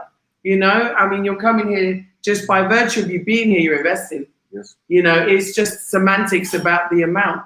But, you know, you're investing back in your community, or giving back to your community. But most importantly, you're reuniting and asking for our citizenship to be restored. Yes. To be restored. Because we haven't lost it. We never gave it up. It's just a restoration of the position that we were in before slavery. And that's what we're asking for, is for our rightful birthright to be put back in place. And I behoove any government, you know, who doesn't see the benefit of us African descendants coming home. Yeah. The great benefits that can be conferred are so important. So they're going to send people. But you know what? You're right. We need a defense system.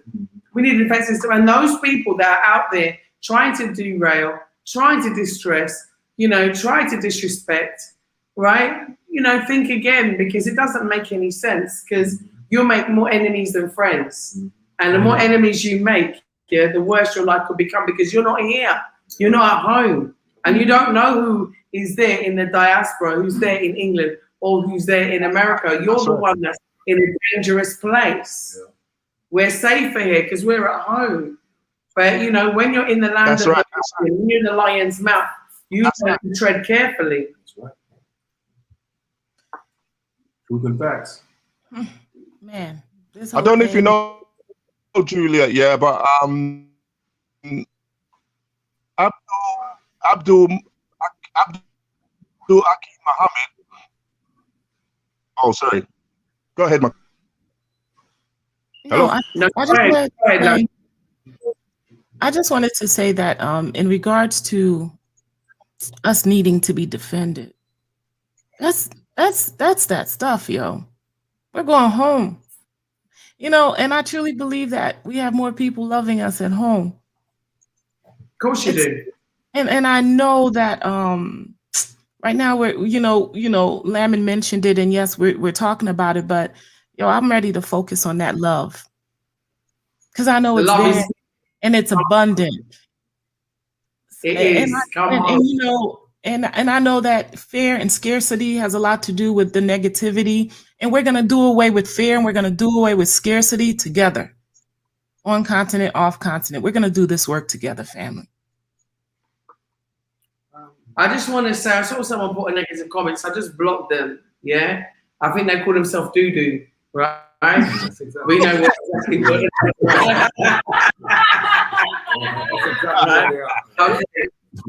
Right? My brother Dynasty Amir, who was on the show the other night, he got his citizenship. I should call him Prince Dynasty Amir, yeah, from Nigeria. So you don't know what you're talking about. People already have citizenship in Senegal. You don't know what you're talking about. Okay? Let's keep it real. Yeah? Stop creating a barrier between us. There's no need for it. You know, the AU didn't make the diaspora the sixth region for no reason. They did it so that we would classify ourselves automatically as Africans. So stop running away with the word automatic. If you don't know what it is, go and buy a car, put it in gear and drive it. It's called automatic. It means you move forward. Yeah? It doesn't drive itself. It doesn't drive itself. You put it down. Yeah, sorry, my brother, go ahead.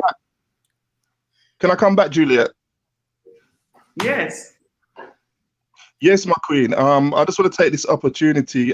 Yeah, I feel what Sister Gina says. You know, she's a queen. I only wish that she could have, you know, the women could have more than one husband. So you know, but that's another story. My husband's watching this channel, baby. All jokes aside, what I want to ask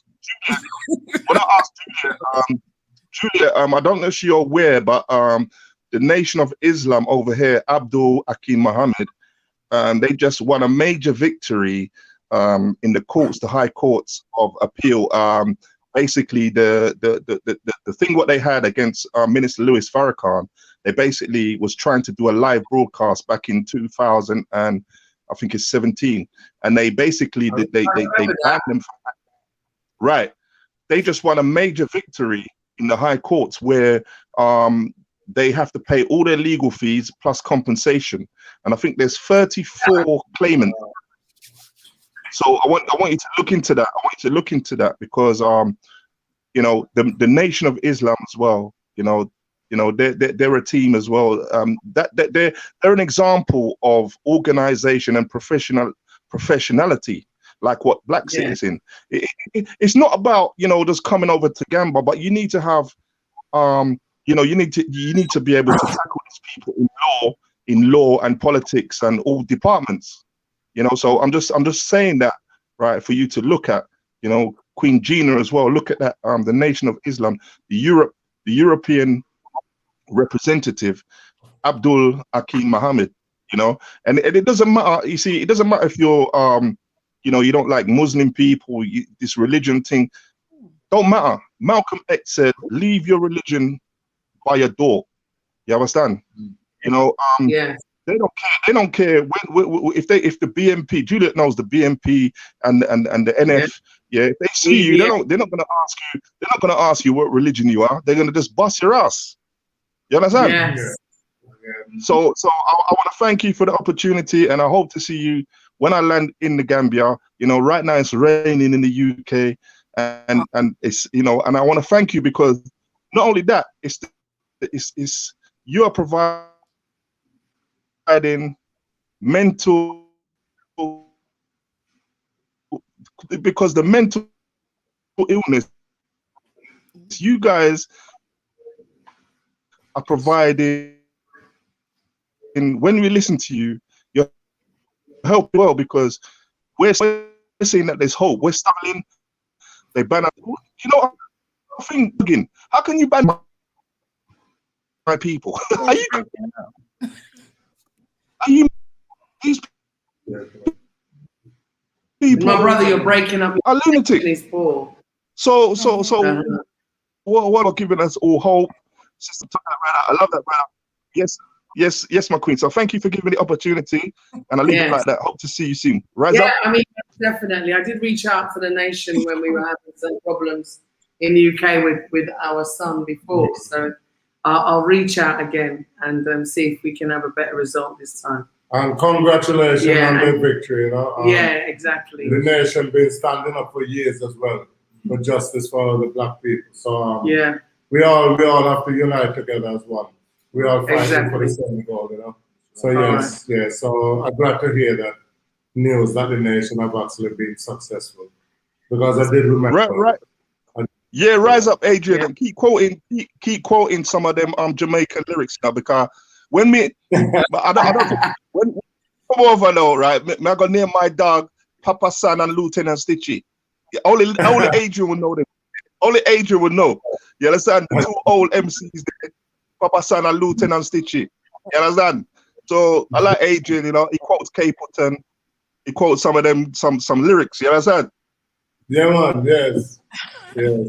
Well, all right. Let's all quote one last quote before we go. Yeah. Who knows Peter Tosh? Peter Tosh said, "Yeah, if you're a black man, you're an African." You're African.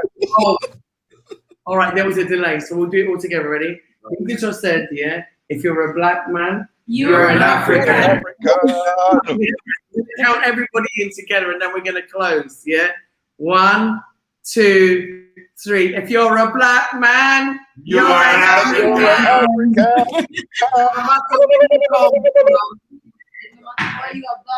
Ready? No matter where you come from, if you're an African black man, you're an African. Okay, One Love Bla Xit Family. Remember to please subscribe to the channel if you haven't already. Please, please, please smash that like button if you haven't already. And please, please support Bla Xit and the projects that we're doing here on the ground in Gambia. We're building a road in Nemakunku. We need to have some supplies for Canifing Hospital, and we need your help. If you want to, you can donate via PayPal using botcollective@yahoo.com or via Patreon, or you can use any of the money transfer services. Just send them to Adrian Ryan because he's got more time than I have. One Love family. Thank you to everybody that joined us today. Thank you for coming on the stream. Thank you to our special guest, African Tigress. Please subscribe to their channel. Yeah, please check subscribe. out my YouTube channel if you want to see like okay, for those who watch me, you already know I sold everything to just African. So about time we travel the continent. So this is my second country. I was in Senegal. I'm here. I'm going to Equatorial Guinea and Guinea, Liberia. So check out that. Check out that. I'll also be sharing opportunities. Should I come across opportunities, something that you might be interested, check out African Tigress on YouTube. Absolutely. Don't forget to check her out on Facebook and on Instagram also. Yeah. And THC. Hey, thank everybody. I'm the Happy Companion, African Repack TV. That's my new channel. Changed the name a little bit. So just happy and honored to be part of this panel today, man. Much love to everybody on the panel.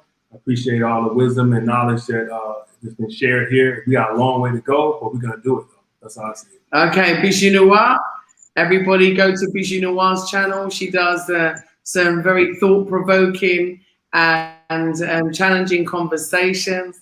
We get hot debates, don't we? All of us, yeah? Because I've been on her channel. I have been spouting. She muted me. But I don't mind because she's my sister, yeah?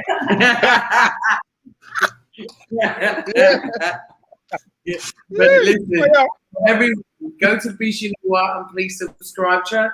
Support all of our channels because we're all trying to do our works, do our best things, and go black to Africa. I'm not your man. I'm a woman. I'm a girl.